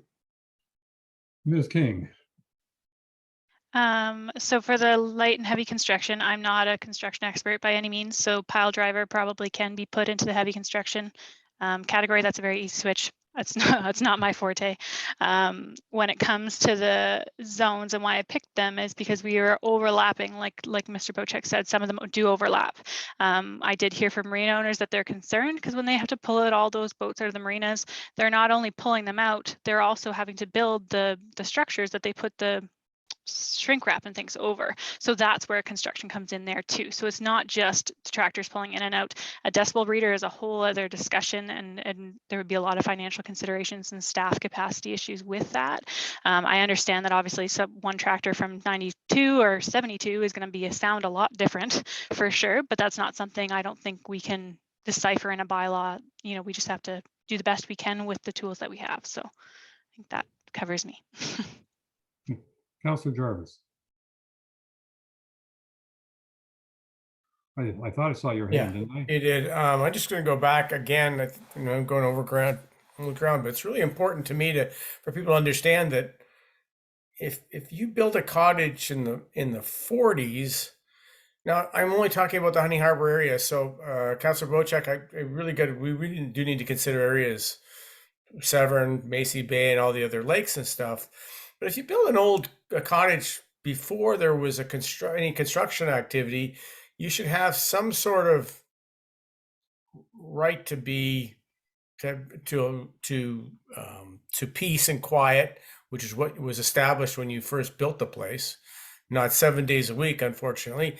And the only reason I bring this up is because I know that in Toronto, there are places where they started building condos very close to industrial operations. And after the condos got built and the people moved in, they started complaining about the noise from the industrial operations. And in my mind, the industrial operation was there first. So whoever was buying the condo should have been aware of what they're getting into when they got it. And that's life. This is the other way around. And I think that we've got to really make consideration for the people that have been there a long time, or cottages that have been there a long time. And they deserve to have some peace and quiet. If it makes sense, I like your idea, Councillor Bochek, of doing it from, I don't know, June to September or whatever, so that other times of the year when there aren't as many people around, give or take the permanent residents, it might work a little bit better. But I think we've got to make consideration for those people that have been there for a long time first, before construction. So I'm hearing two things more than anything else. One is increase the fines. I mean, I'm not bothering to talk about, oh, Ms. Way is going to correct me now. So, if your worship, I have 3 summaries based off the discussion of things requesting for amendments. If I may be permitted, I would like to read them, if that's helpful. Let's do it. Okay, sorry.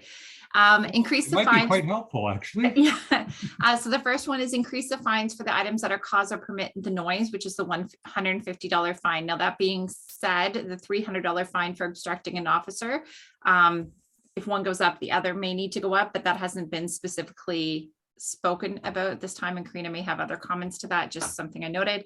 No construction exemptions for Sundays. And move pile drivers from light construction equipment definition to the heavy construction equipment definition. Now, the no construction exemptions on Sundays, I may need a bit more wording from Karina to make sure I've captured that correctly. And the potential for seasonal dates to impact those exemptions, but specific dates have not been addressed. Is that helpful? That was 4 things. I'm sorry. I think we said heavy construction on Sunday, not just construction. I think we said heavy. Yes, heavy. Okay, that's no heavy. Sorry to butt in there, Mayor, but thank you. Right now, we're saying no heavy construction on Sundays except these 3 zones. And so now we want to say no heavy construction, full stop, is what I'm hearing from at least a couple of you. So in other words, no more exception, no heavy construction period on Sundays is what we're talking about as a possibility. Councillor Hazelton. Yeah, but I think Councillor Cooper stumbled on something or brought something forward that I think is reasonable, and that is, maybe there needs to be a different label here. We got light construction, heavy construction, and then marine boat servicing, forklifts or whatever, I don't know. But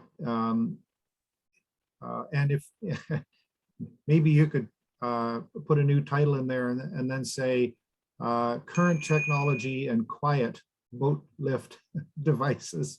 Somehow, you don't want to prevent the marinas from being able to service boats and Sunday is still a critical day. But I boat out in and out of Nautilus, and their heavy forklift trucks, or sorry, forklifts that pick up 25, 30-foot boats. You can hardly even hear them when they start up.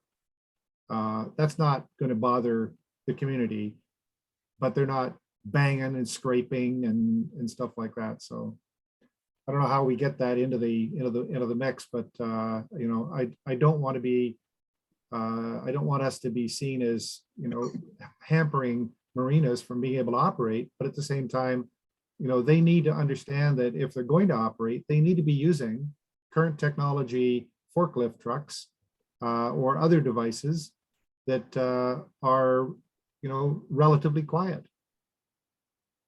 Councilor Wojcik. Thank you, Mr. Mayor. And this is where I have a problem with all this discussion. We say all this, but yet we let a guy start up his boat with an open through hull exhaust, which would deafen everybody for about 6 blocks around him, and then let him pull away and go boating for the day. We're looking at a very small sector of the noise issue being construction companies. And I can tell you what all the complaints are, not about heavy equipment. It's about dump truck rear doors smashing and almost jumping people off of their kitchen tables with the loud banging noise and things like that.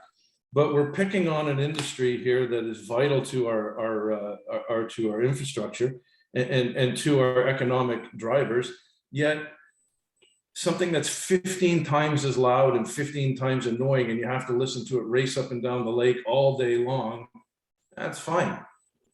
So I'm not one just to segregate out somebody who's making a little noise and annoying me. I look at the bigger picture.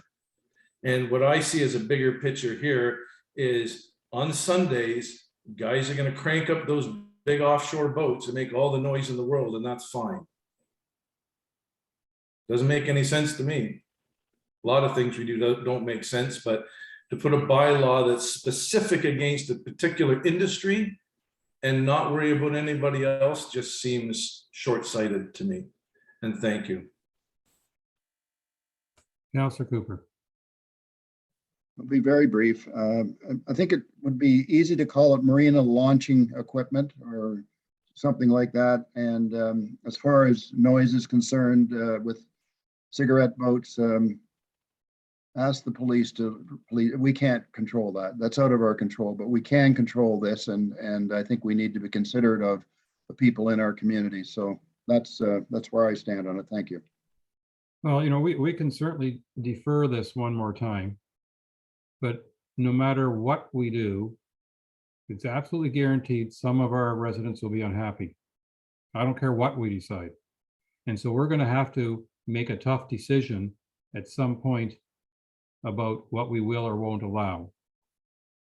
I think, Mr. Mayor, I'm the only one out of all of council that has an issue with this. And I think if you went to a vote, you would find out I'm the only one that won't support this. And the will of council is the will of council, and council's voice trumps my voice. So, well, I'm not sure I fully agree with you. And the reason I say that is because what Ms. King has presented was more or less what we got to at COW. I don't think she misinterpreted what we were saying at that point. That was the compromise we reached at Committee of the Whole back, I think it was January. And so I think she, Ms. King, accurately reflected the compromise we reached at that time. What has happened since is that in the past few days, we have been overwhelmed almost with correspondence from a group of people in one geographical area. At least every piece that I got made reference to South Honey Harbour. And I can understand why they'd be more sensitive to it than some other areas, because that's the end of the Honey Harbour Road, and that's where a lot of materials come in, and a lot of construction companies have their depots, if I can use that phrase. And yeah, on Sundays, they sometimes load up their barges that can go out first thing Monday morning to the job site somewhere. but see, we're gonna have to make a tough decision. I think, you know, Councillor Wienkel, before he left, made the observation that he was happy with what Ms. King had done. And I don't know, Ms. Douglas, who unfortunately wasn't able to stay with us, she might be happy with the compromise. So you might not be alone, Councillor Bochek. So. Right, I understand. And I think if we were voting on what was put in front of us today, without the amendment to Sundays, that's a whole different kettle of fish. But if we're adding in this Sunday thing, I think we need more conversation. And quite frankly, 95% of the bylaw as it is written and put in front of us is not the issue. The one issue really, we really only have one issue. And that is some people are too loud on Sundays for the neighbors around them.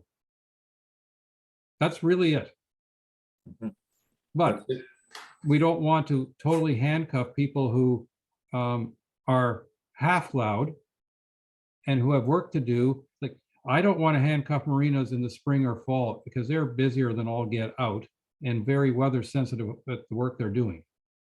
You know, the minute the ice is out, everybody wants their boat in, and everybody doesn't want their boat out until they're boating through ice cubes. And then the weather stinks. And I don't blame the marinas for working on Sundays if that day is a good day to work. I would if I were in their shoes. So anyway, let's get this done. Ms. King, you want one more remark? You deserve it. Just that I want looking for a number on fines. I just want to make sure we're very clear. So I don't want to, you know, misread something or go higher or go lower and then have to bring it back one more time. I will say that when we go on higher fines, there's a very high chance that people are going to fight it. It's just like parking tickets, whether you're parked in inaccessible or not, because it's $300, they're going to fight it, whether they're wrong or not. So that's another consideration. You know, we can go higher for sure, but I don't think $1,000 is, or under 1,000 is reasonable for a noise. We're gonna end up spending more money trying to fight those than it will be worth. So just that point. And then a marina launching, I don't know how I would divide that because some marinas use tractors, some use forklifts, some are from the 70s because that's what they can afford, and some are for brand new. So I don't know how I can successfully divide that and make it fair to all the marinas. Yeah, I think that's it. Councilor Cooper. Thank you. And I think, what shall I say, sort of splicing out types of equipment in marinas is maybe a little bit too granular. I think we could use the word marine launching equipment, or launching, and launching equipment is also equipment that can take a boat out, and keep it at that.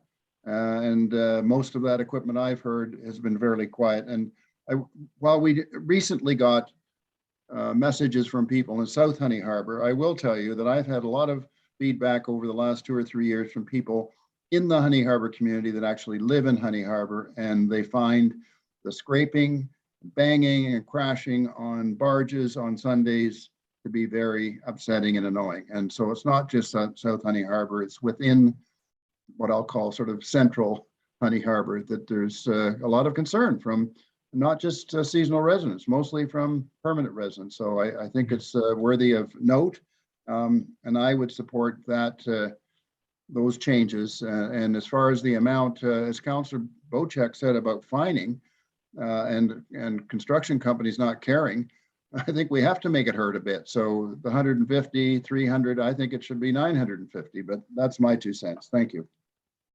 Ms. King.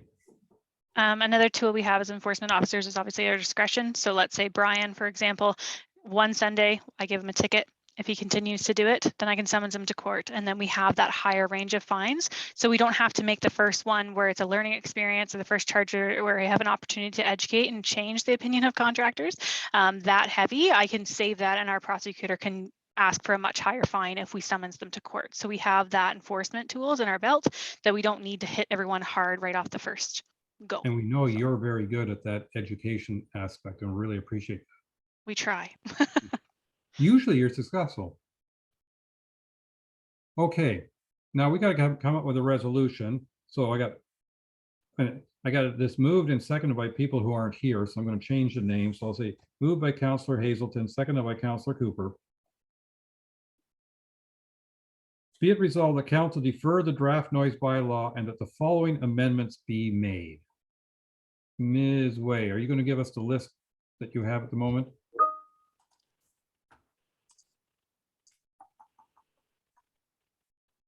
Please. Can you see that, your worship? I can.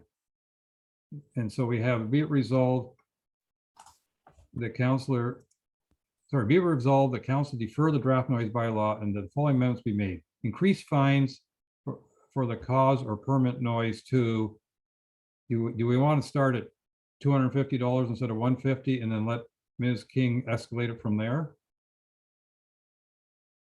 Okay, let's make $250 the starting point, but make sure, Ms. King, you have an escalation clause in it for repeat offenders.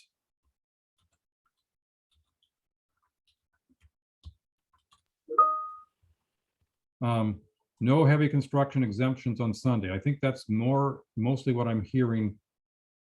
And it may or may not get approved when we bring it in front of council in the future, but a lot of discussion today is around extending that no exemptions on Sunday. Move pile drivers from light construction equipment to heavy construction equipment. Because the other thing we have to appreciate is, to some degree, this will be based on a complaint. You know, Ms. King's going to investigate when she hears complaints.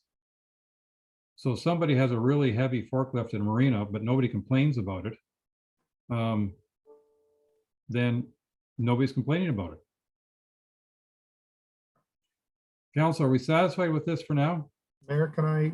Yes. Couple comments. I do like Councillor Cooper's suggestion of exempting marine launch equipment. And I'm also wondering, we're almost there. Why don't we not defer it and just vote on it?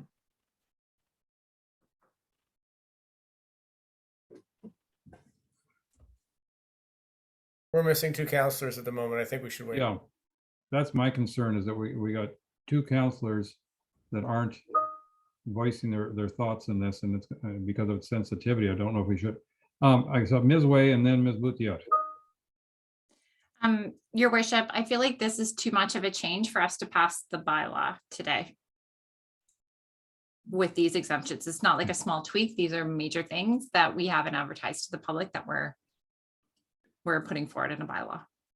All right, so then the question is, do we want to exempt marine service equipment? Marine launch. Marine launch equipment. And I'm getting some nods. Councilor Bochek. Could we not read the bylaw the way it was presented to us by Karina? And then if somebody wants to put forth a motion for an amendment to include Sundays, it can be a separately voted upon item. That way we can get the all the bylaw put into place that Karina's brought before us. Because I think most of council, if not all of council, is in agreement with what was proposed. It was the addition of the Sunday that there was some scrutiny around and some not real factual stuff happening. So I don't know if a motion could be made to bring back an amendment to this bylaw at a later date to include Sundays, and then at least we get it on the books. Just a suggestion. Well, we do have a noise bylaw amendment on the books, and 90% of it hasn't changed. Ms. King's only changing 10% of it, and 5% of that 10, half of that, or one item of that we're debating. So we already have a noise bylaw. There you go. Okay, so yeah, I get you. Thanks. Okay, so be resolved, the council defer draft noise bylaw and that following amendments be made, and we're going to have 4 amendments. 1 is the fines, 2 is heavy construction equipment, no exemption on Sunday. The 3 is marine launch equipment, and there was one other one that I missed. This is getting bad. Pile drivers. Pile drivers get moved. Is the marine launch equipment, that's to give them an exemption for that? Yes, yes, they are allowed to work on Sunday, even if that's a darn heavy forklift. Okay, we'll just have to do some looking into that because I haven't seen that before. So it's just like the new things. We'll have to work it out.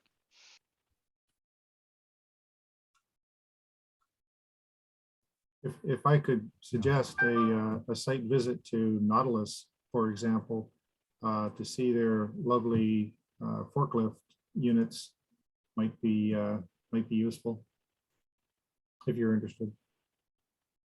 I'm Or- sure or the- could we- or the boat club. I mean, the boat club has dry storage and they pull boats out of the water every weekend, put them in dry storage, put them back in the water next weekend when somebody comes back up. So again, they've got this kind of equipment and it's relatively silent, but it's also enabling their business. So I wonder if this simply when heavy construction equipment is defined, if a sentence could simply be added to the end of the definition, marine launch equipment is excluded from heavy construction equipment, you know, just say it, right there, exclude marine launch equipment when you define heavy construction equipment.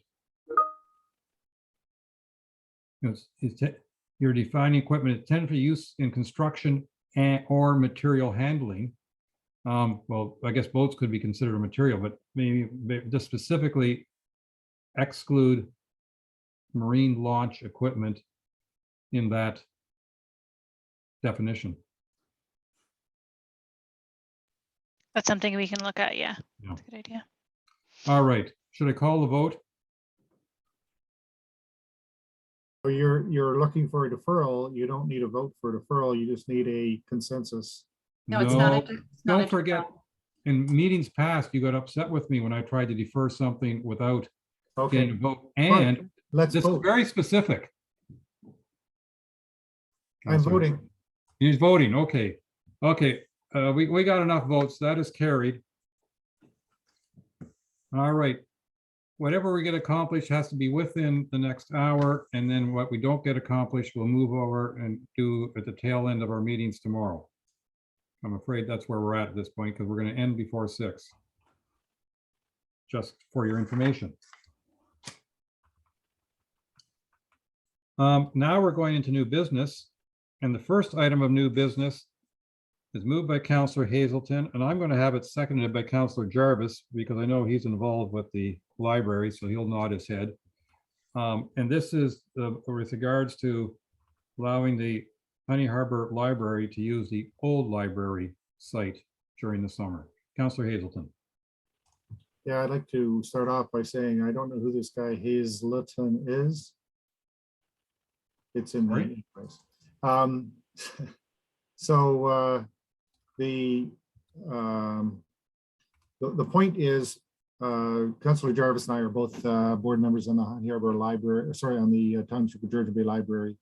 The new facility that the Honey Harbour Library uses, which is in the school building, is okay, but it's much smaller than the old facility.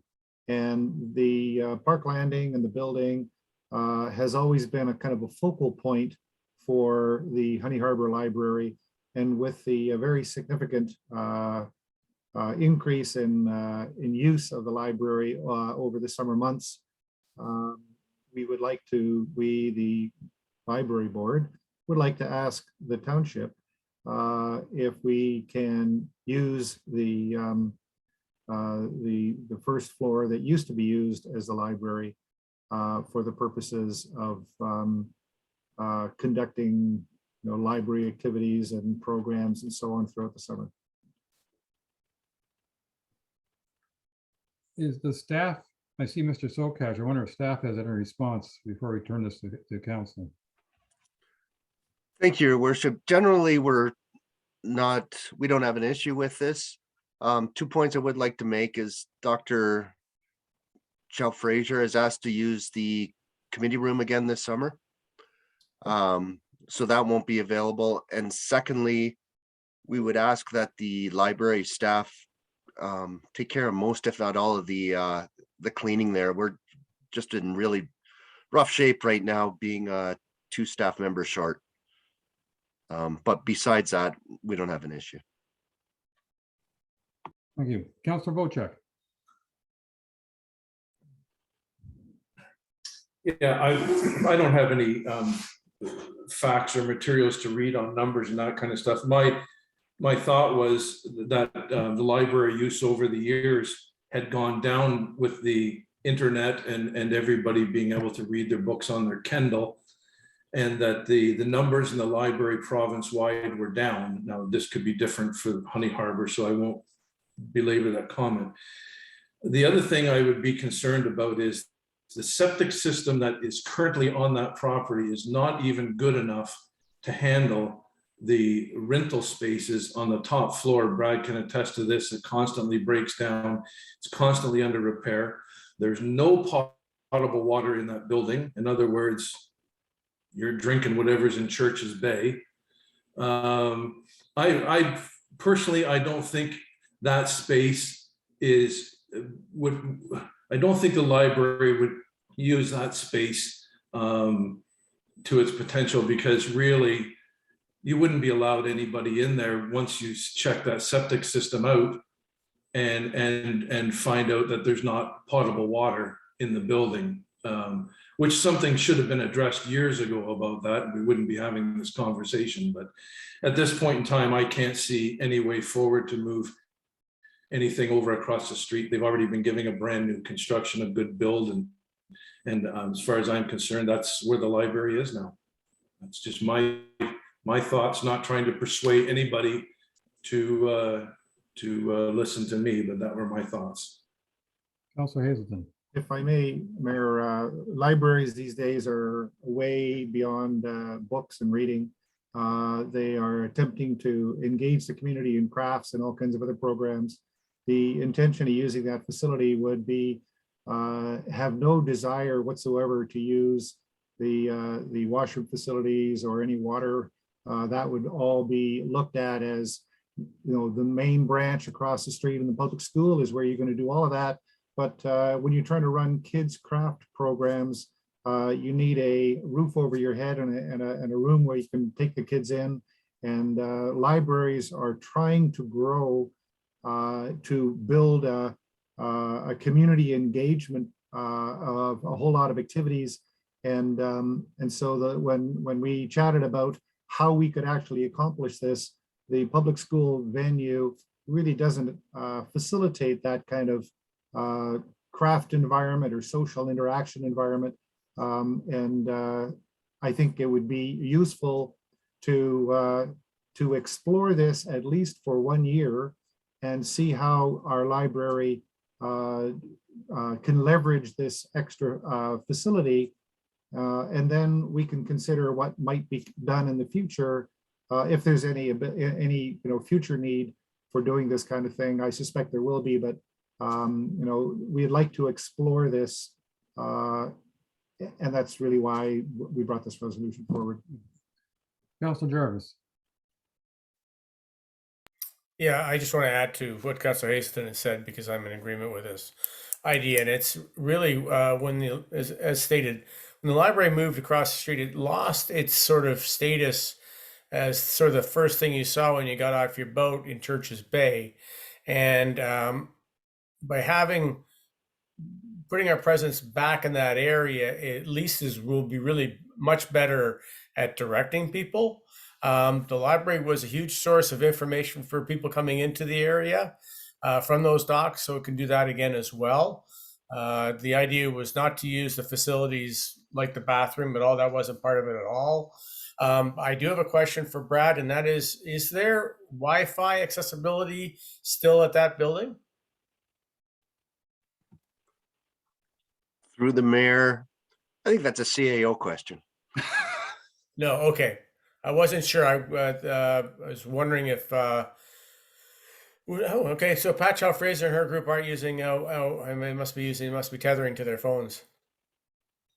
If they are, through your worship. If they are, it's not through township provided services. Okay, I just had that question answered.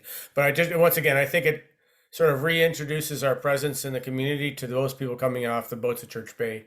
And as per Councillor Hazelton's comments, let's give this summer a look at it and see how it works out. No, and if the space is going to be empty anyway, yeah, which I understand there's no other plans for it at this point, why not? All right. Moved by Councillor Hazelton, seconded by Councillor Jarvis. Be it resolved that council directs staff to provide the Honey Harbor branch of the Georgian Bay Township Library access and use of the Park Landing building, ground floor, over the months of May through September. And that this facility be provided at no cost to the Georgian Bay Township Library. All those in favor? Can I have a recorded vote, please, Mr. Mayor? You can have a recorded vote. Ms. Way, Councillor Bochuk has asked for a recorded vote. Certainly, your worship. Let the record show recorded vote was requested by Councillor Bochuk. Councillor Bochuk, how do you vote? No. Councillor Cooper, how do you vote?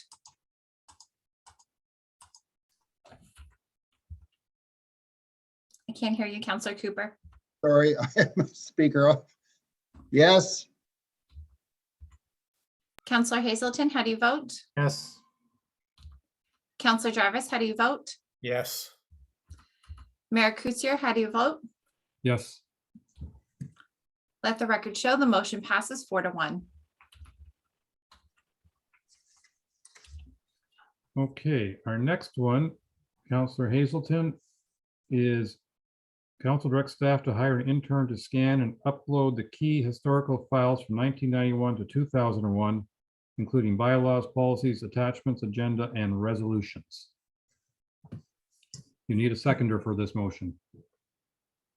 Councillor Cooper is seconding it. Again, a fairly simple resolution, I think. Blackline Consulting recommended this kind of thing, that we would hire an intern to scan and upload historical files. We have seen over the last several months, people have been asking for documents that are in the era of 91 to 2001.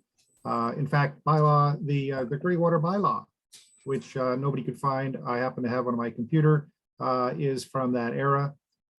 So I suspect that there may be other documents that are relevant, and we've already been told by Blackline Consulting it's a good thing to do. So I was just trying to continue that good advice. Ms. Boutiette, are you going to respond on behalf of staff? Through your worship, I can. We do have budgeted students in our current budget. However, the workloads for this year were different, especially since our administrative student and we are in an election year. So I was just looking for clarification if this is an additional student, and if so, where the funds would come from. If I could offer, we have an action item tracking list. There's lots of items from previous years that haven't been done yet.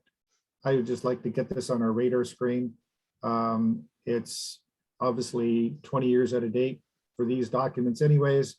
I don't think they need to be done tomorrow, but get them in the queue kind of thing. And that's all I was trying to do, is nudge this thing forward a little bit.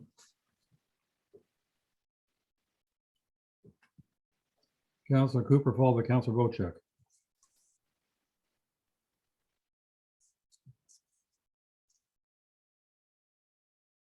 We can't hear you, Councillor Cooper.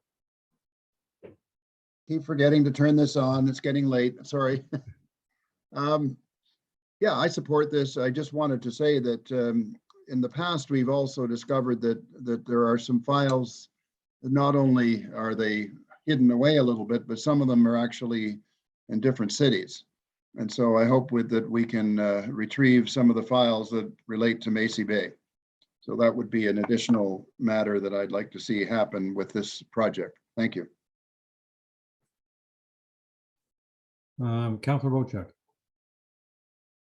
Thank you, Mr. Mayor. My question is for Julie. Would there not be a lot of documentation from that period that would have been superseded by new documentation, such as a complete rewriting of the official plan in 2014? So anything from previous to that wouldn't really matter because it was superseded by a new plan.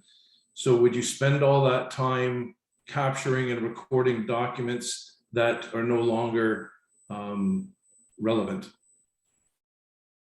Ms. Wade, it looks like you want to respond. Through your worship to Councillor Bocheck, sorry, the clerk's office is the keeper of the records, so therefore also the keeper of responsibility of the retention schedule. Some of these records wouldn't exist anymore. For example, agendas weren't kept from the 90s. That wasn't deemed to be a permanent record back then. Bylaws are obviously permanent records. Policies are superseded. Attachments, I assume it means attachments to any of the above. And resolutions, I can't say off the top of my head if they were permanent or not at that time. Some of these things we do have scanned, they're just not publicly available on a public platform. So some of them would be an effort of just moving them, which unfortunately would be saving them and then re-uploading them. So that is quite time consuming. Some of them are just not scanned, and that would take a lot of time. My other suggestion would be if having records in a digital form, if that's the biggest concern. I don't know if this is more of a public access versus having our records digital versus paper. Hiring a consultant or paying, perhaps in the 2023 budget and paying for those records to be sorted through, and having those that are still current. We are responsible for destroying records after a certain time frame. But having them outsourced to be scanned offsite might be easier, and having them uploaded into our system automatically might be a better use of resources. So my question was, there would be a lot of redundancy here, and if you can find the records to scan, can't you find the records to offer to the public to read the hard copy?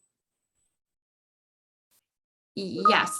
So if we have the hard copy and you want it scanned, why don't we just make the hard copies available to the public upon request, instead of spending years trying to update into a digital file? There's a difference between accessing the time consumed to accessing a record in a digital system.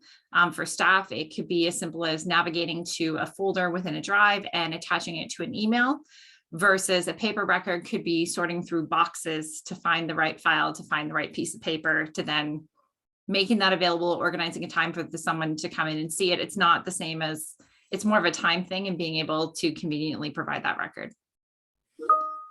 Perhaps, I don't know if this is the will of council, but bringing back a report to us saying what needs to come forward and what is not going to be brought forward, because you stated yourself that a lot of the documentation by law was not required to be permanent. So a lot of that stuff has gone away. So if you were to come back with a report to us, and I don't mean tomorrow or next month or next year, but come back with a report and say, these are the things that we feel should be brought forward and have a digital history of, because this is mandated. And I think I would have a better appetite to say, yeah, let's spend the money on doing that than all encompassing, bringing everything forward to now, which could take, who knows, but I really like to see what needs to be brought forward. Thank you. Ms. Wade. Just further to Councillor Bocheck, thank you. Staff are very aware that there's, records management is an ongoing project. It's one of those things that constantly happens in the background. This was brought forward by Blackline partially because staff did bring this forward. I'm sure it was perhaps brought forward by other members of council, but this was definitely a large part of the clerk's office conversation with Blackline. So this isn't something that's lost on us. We had our summer student last year, spent a lot of time scanning records for us and going through paper files and sorting out what was past retention, what wasn't. There's no quick fix to records management. There's no easy solution. If there was, I think every municipality would be in better shape from a records management perspective. But it is ongoing. It's a major project to undertake. I mean, most municipalities have a full-time records management staff member, and this is all they do. So just that there is, there's merits to having this done, but it's not a quick fix. That's all. Councillor Hazelton. Yeah, I wrote the resolution to make it very easy to support. I used the word key historical files so that it would be certainly under the discretion of the clerk's department to figure out which ones are key. But Karen, if I could just ask you a question, is it not true that there are many documents prior to 2001 that are offsite paper documents? Correct.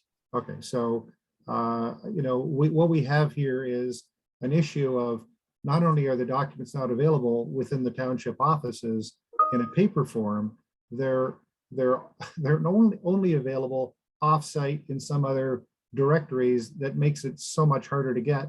So if if we accept that this is a recommendation that it's just raising the visibility of something that we would want to do, key historical files, whatever those might be, determined by the clerk, preferably not burdening our staff with doing them, and they are already offsite anyways. I mean, I can't see it. I mean, Blackline is telling us we should be doing this anyways. I'm just reinforcing it, that's all. Ms. Wayne? I was going to respond about other options, like staff have been exploring other options of getting those records on site and what options we can go through, whether that means scanning all of them. But if we're looking at moving records from offsite, I don't like the idea of being restricted from 1991 to 2001, because then there could be other historical documents, say from 2005, that were never digitized for whatever reason. So I think this is like a piece of a larger project, a larger puzzle. Well, and It's not, so I'm just like, from a staff perspective, it could pigeonhole us if we open up that can of worms, that's all. and I'm finding myself wondering if this isn't redundant, because if I understand it correctly, we've already passed the recommendations, or most of the recommendations the Blackline made, and one of the and that included, to hire an intern to scan and upload historic files into file holes. Now, organized files so they're accessible and easily searchable. Well, it didn't say only for files after 2001 or only for files prior to 1980 or anything like that. It didn't put a date on it. So I would think that the resolution we passed back in January would include records from 1991 to 2001. Because those records are among the files that Blackline has recommended that we scan. And so I think we've already given staff direction to scan these files. Have we not?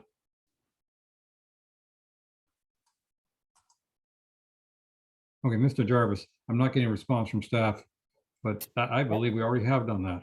Yeah, I'm wondering the same thing too, Mr. Mayor, if we haven't already. I mean, it just seems to be natural right now in this environment that any organization, particularly government organizations, are making every attempt to digitize their older records. I mean, it's a fact of life. You got to do that because, as Councillor Hazelton has noted, and Clerk Way has indicated, it makes things a whole heck of a lot easier to do research later on when people are trying to find these things. So while I agree, it may not be a direct priority, I'm sure it's on the list of things that we are told we should be doing from the recommendations that came through from Blackline. Have we lost Ms. Booth yet? Maybe she's frozen. Maybe. Have we, is the direction that we gave in January does that include records from 1991 to 2001? Yes, it was a more general resolution that was passed, and yes, it is included in that resolution when we accepted all of the open Blackline recommendation. So my reason I hesitate with this, because this would almost say priority, 91 to 2001 get done first before anything else, and I'm not sure that's necessarily appropriate. But I can call the vote if council is ready for that. Councilor Jarvis. Yeah, I don't think we're trying to prioritize things. I think we're trying to, and Councilor Hayes, I don't want to put words in Councilor Hazelton's mouth here, but I think we're just trying to reinforce what was already been stated by Blackline, and maybe that in that context we don't need to worry about it. I'll leave it to Councilor Hazelton. Well, I mean, Council Hazelton, are you suggesting we hire an additional intern to scan? I mean, because the original report that you quoted said hire an intern to scan and upload historical files. And then you're saying direct staff to hire an intern to scan and upload the key historical files. Are you asking that staff hire one more person than we've already directed them to hire? No, as I mentioned earlier, the timing on this isn't as critical. All I was trying to do is raise some visibility into the fact that there are lots of documents between 91 and 2001 that are not available in any way, shape, or form right now. And I would like to, the purpose of this is just to make sure they don't fall off the edge of the priority list. Because if we're going to start scanning this year, we're already in 2022. Next year is 2023. You know, each year that goes by, these become older and older and older, and maybe some of them are useful, maybe some of them aren't. But if we were to, anyways, I think you get the idea. I think it's a useful thing to keep visible because it does need to be done.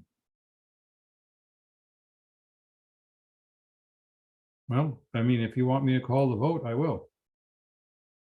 Sure. All those in favor? That's carried 3-2.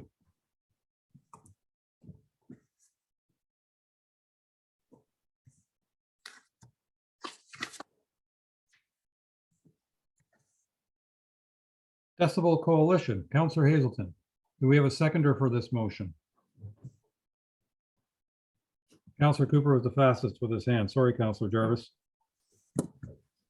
Okay, this should be, I hope, another no-brainer. We've already supported the Decibel Coalition for safe, quiet boats. Councillor Bocek's already talked about how annoying noisy boats are. And so all this is doing is saying we're already there supporting them. They're going to have a communication come out in the next few months, and they are asking all the supporters of their coalition to be prepared for communicating that to their communities. And that's what this therefore clause is all about, that we are gearing up so that we can communicate out to our community via any direct communications that are available or social media channels, so that we can support the Decibel Coalition. Well, does any staff want to comment before I go to Councillor Bocek? Councillor Bocek. Thank you, Mr. Mayor. I 100% endorse this resolution, and I really think that communicating from this group of people to our residents is a smart idea. Any other comments? My only question to staff is there any issue with inserting this with the tax bill that goes out in a few months' time? Through your worship, there are no issues. Okay, thank you. Shall I call the vote? All those in favor? And that is carried. Number 30, Ontario Parks. Councillor Hazelton, anybody want to second this one? Councillor Jarvis, you were faster. All right. Okay, again, should be fairly quick. I just wanted to raise visibility. Normally, the committees that we have receive directions from council. MECP have come up with some innovative recreational experiences that they're encouraging different communities to take advantage of. And whereas the Honey Harbour CAG is really the focus of the activities going on in the hamlet of Honey Harbour, it just seemed reasonable that that council ask the Honey Harbour CAG to review these educational experiences and see if there are things that can add value to the activities that are going on in the hamlet. I guess, Councillor Hazelton, I have one question, is that when I read the letter that we received, it makes specific reference to, which, they're looking for proposals which specify what activities could take place within a provincial park. And to the best of my knowledge, and please correct me if I'm wrong, I think 6 Mile Lake is the only provincial park that we have. And I think that's outside the jurisdiction of the Honey Harbor Community Advisory Group. Well, I missed that statement then. So if that's the case, then nothing to pass on. Yeah, it's unfortunate. Yeah, it says it in the first paragraph there, Al. Experiences to incorporate in Ontario parks. Okay. Otherwise, it was a brilliant idea. Okay, just trying to find ways of leveraging other government directions that might be good for our community. Well, then let's move on. Do you think we can get through a bunch of bylaws here? Well, no, Your we have worship, other your business. worship, we actually added 3 items to new Yes. business. We did, yeah. Yes, I'm not sure how much we'll get through, but now I have to remember what order we did those in. But you're going to help me, Ms. Way? I am, and just, the first one is the MECP posting for Macy Bay Yes. for 12E. That was Councillor Hazelton, was it not? Correct. Councillor Hazelton. Right.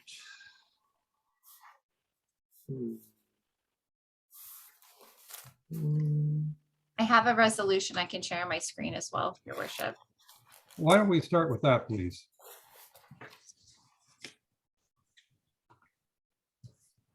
As I said that, I don't have it. And I had to go find it as well. So while you're finding it, I'll just verbalize it here. So what happened is MECP have opened up have updated their website on the environmental input to the Macy Bay property. They, on one hand, they tell us that officially their process is closed, but they keep telling us and have been telling us ever since they closed their process that they are still anxious and open for input. And so I kind of equate that very similar to our township planning processes, where we have a public meeting, and at the end of the public meeting, we don't stop listening to the public. We just don't have another formal process where we listen to the public. MECP seem to be continuing to be willing to accept input. And one of the things that took place previously was we had a peer review done by Sarah Menge of the North-South Environmental, and her peer review was very focused on reviewing a document that somebody else had provided.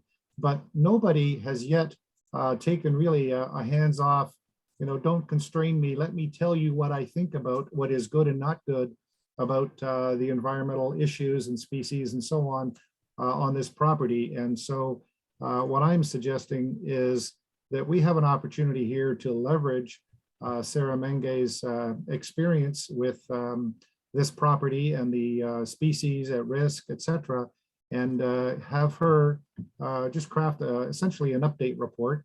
I'm suggesting that we might want to set a budget of say 5,000 for it. I've heard comments that it might be something that could be done for as little as say 3,000. But the point is, what that would do is it would give us as a township an opportunity to be feeding MECP and this department of MECP, who are very focused on environmental issues and species at risk, et cetera. And it would allow us to have brought forward the expertise that we know Sarah has, that essentially taking the handcuffs off and giving her an opportunity to give us a comprehensive report on this. So that's really what I don't know, Karen, if you found it yet or not, but that's verbalizing essentially what the essence of the resolution is all about. Is that too small? No, it's readable.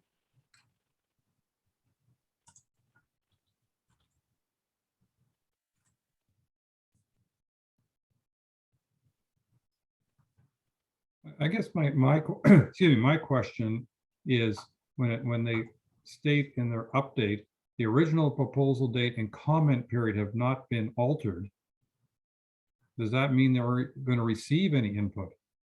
Oh, yeah, they're just, I think what we need to be thinking about is exactly what the scenario that I painted out a second ago, and that is that in our planning department, we have a public meeting and then we officially don't have any more public input, but we always tell the public that if they want to write to us and tell us about their concerns and interests in a matter, we will always consider them. And in conversations with MECP about this, after their official end date, they have stated the same thing. If you have some things that you need to or want to share with us, we will like to receive them and incorporate them, even though officially we're not posting so that we don't have to officially tell people that they have met or not met a deadline.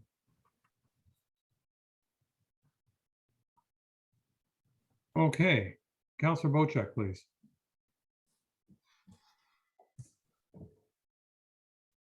Not even sure. I can't see my picture here to turn my audio on. We can hear you. You can hear me? Okay. Until the resolution comes off the screen, I can't adjust my own picture, but I sat through a week or so of hearings on this Macy's Bay project. And I'm not sure that a lot of this wasn't covered off and ruled on by the tribunal, which went against us. And I know that every time we try and take a swing at this, the very powerful group behind it takes it to litigation, and we end up losing. And it costs this township a fortune every time we go. So I couldn't really support this without knowing how much of this was covered off by the OMB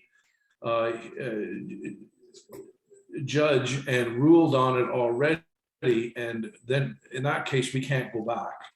And there is times in this world where we can't go back. And I'm just not sure if we want to go down this road and get involved in litigation. If we go through this process with the MECP and we discover something that's not right, and we open up a whole new can of worms, and all of a sudden it starts costing a lot of money. So I'm just not sure I would support this without knowing exactly what we're going at. It is kind of broad spectrum for me. Councillor Hazelton. Right. So what's important to understand in this is that within MECP, there are two branches. One that was the formal process that Councillor Bocheck just referred to, and this other process which started before the LPAT hearing, and everybody wondered if the LPAT hearing was going to be suspended until this environmental review took place, and the division of MECP that dealt with the other matters felt that there was no need to suspend that process. So these are really two parallel processes that this one has never been adjudicated by anybody yet. It is purely within MECP's bailiwick, so to speak. They have been looking for input, and yes, in fairness, members of the community have provided input, etc. But when we're dealing with kind of high quality input, I would say that Sarah Menge is probably the most skilled and expert at being able to provide this, and is essentially up to speed because she did the work of research prior to this. And so we have an opportunity to essentially weigh in. We have never weighed into this division of MECP on this matter. So this is an opportunity for the township to go out, have an expert, and have that expert provide comment. Councillor Cooper. Thank you. Just for clarification, maybe Councillor Hazelton can also answer this, and that is that So we're not, this isn't a new, sorry, this is something new that we're commenting on, is what you're saying. And secondly, it's something that we should have commented on and didn't make the deadline, but they're still listening. Is that more or less it? And we Yes. didn't, we could have commented, but didn't bother. As a township, we didn't provide comment. We left it up to the community to provide comment. But I mean, I think we need to recognize that, you know, I mean, we're 2 years later or 2.5 years later into this environmental focus that we have, strategic direction, and we have an opportunity, and the ministry is looking for additional input, even though they're not saying those words. They have reposted it as saying it's not complete, which really means they're still listening. And I think this is an ideal opportunity for us as a township to step up and leverage some expertise that Sarah can bring to the table and provide comment. But just to clarify, if I may, sorry, Mayor Kutz here, but in fact, I don't know how to put this, but had we fully fulfilled our role, we would have commented, and we didn't. So we should. Councilor Bocheck. I'll remind Councillor Cooper, because Councillor Hazelton wasn't on council at the time, that the council of the day, which I believe we still uphold any rulings from the council of the day, said they would take no position. And the council at that time took no position and stayed through the whole process with no position. So we weren't looking. We had all kinds of outside professionals and peer reviews and everything down, but the council stayed neutral throughout the whole process. And I think Councillor Cooper will remember very specifically Mayor Braid and Councillor Edwards getting into it over this topic, because it was an absolute position that the township has no position in this. But And this so- was, this proposal was posted September 2019. So that was during this term of office. Yes.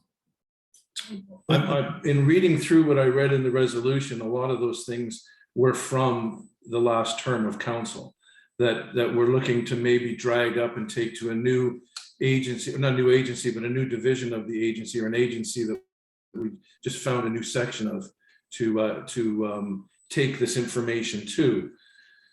I'm just afraid this is going to open a whole can of worms, and we're going to get down the wrong path, and we're going to end up in a big legal battle again. And we've done everything in this term of council to avoid expenses, legal expenses. And I don't know what we're going to accomplish here, or what we're trying to accomplish here. And if we do accomplish what we're setting out to accomplish, will it make any difference outside of costing money? So I have too many unanswered questions, and it's a too complex issue to have a simple resolution on. I think we need to do our research on the history of this and maybe get some advice from our acting CAO, but I don't think this is a path that this councillor wants to go down at this time. Sounds like it's nothing to do with, the date is much later than the previous council. So we're talking apples and oranges, and I think that's been explained to us already. So I would support carrying on with this. I think we are obligated to fulfill our role. Thank you. Councilor Jarvis. Yeah, this all comes around an application that was put in by the Development Corporation to be allowed to destroy habitat in order to do the development. And that is a recent application. That's since we've come into office. So logically, as a new application, we should be entitled to be able to provide comment. I think that's what the MECP is indicating in their notes, even though their dates seem to be screwed up. And I don't see any reason why we can't provide the comments that are basically being requested. I'm not convinced that their dates are screwed up, because they just say the proposal notice has been updated to advise public this application is still under active review. Okay. Well, I appreciate that. I just saw the date of March 4th on there as a deadline and Well, no, got me confused. March 4th is the date when they updated Okay, us. right. So, I mean, I guess I'm of mixed feelings on this. One, if we're spending $3,000 to $5,000, it's one of the smallest expenditures we have looked at today. So the financial exposure is limited. But in spite of what Councillor Hazelton has said, I'm not 100% convinced that they're going to accept the input. I'm worried that our money, even though it's not a significant amount, will be wasted, that they will not receive it. I'm not worried about upsetting the applicant because there would be input about information presented to MECP, and we're commenting to MECP. I mean, I think it's hilarious that the instrument type is titled Permit for Activities to Achieve an Overall Benefit to a Species. And then in the detail, it's permission to destroy habitat. It's a very strange set of wording in my mind. I'm not against us submitting something to them with some information. But I don't know if we're wasting our time and money to do it. And I wish I had that confirmed by MECP. Ms. Boutier. Through your worship, I think you hit the head on the nail with exactly what I was going to say. Maybe we could modify the motion to say that staff would reach out to MECP to inquire if new information was provided, if they would accept it, and make the resolution an action motion pending response from MECP. So if they say yes, we will accept it and consider it, then we go ahead and do it. And if they say no, then we report back to council. I think that makes perfect sense. Oh, and I hope that was a positive way that we're getting from you, Councillor Wojciak. That was a right on. That's the right thing to do. So we got to wind this up really quickly. So Ms. Way, can you throw that extra sentence in? I'm hoping that Councillor Hazelton will accept that extra sentence. And we need a seconder. Thank you, Councillor Cooper, because in theory, we shouldn't have talked about it without a seconder. And I just want to add, it should not go into file 13. Thank you. File 13 is the garbage. Well, okay. So do you want me to read the whole motion again? Okay, all those in favor? All right, so that is carried. Now, Ms. Way, we have to adjourn until tomorrow, or not adjourn, or whatever the right word is. So I don't know what you want me to say. We need to recess, page 51. Do I have a page? Yes. Okay. Moved by Councillor Jarvis, seconded by Councillor Wojciak. Be it resolved that council does now recess at 5:54 p.m. to reconvene on March 15th, 2022, immediately following Planning Council. All those in favor? And that is carried. So tomorrow, after we finish Planning Council, we have 2 more items of new business. We have 2 bylaws to consider. 1 bylaw we won't consider it because of earlier amendment, and then we'll be done this meeting tomorrow. So we didn't quite get it done today, but we got close. So I think we're done for today.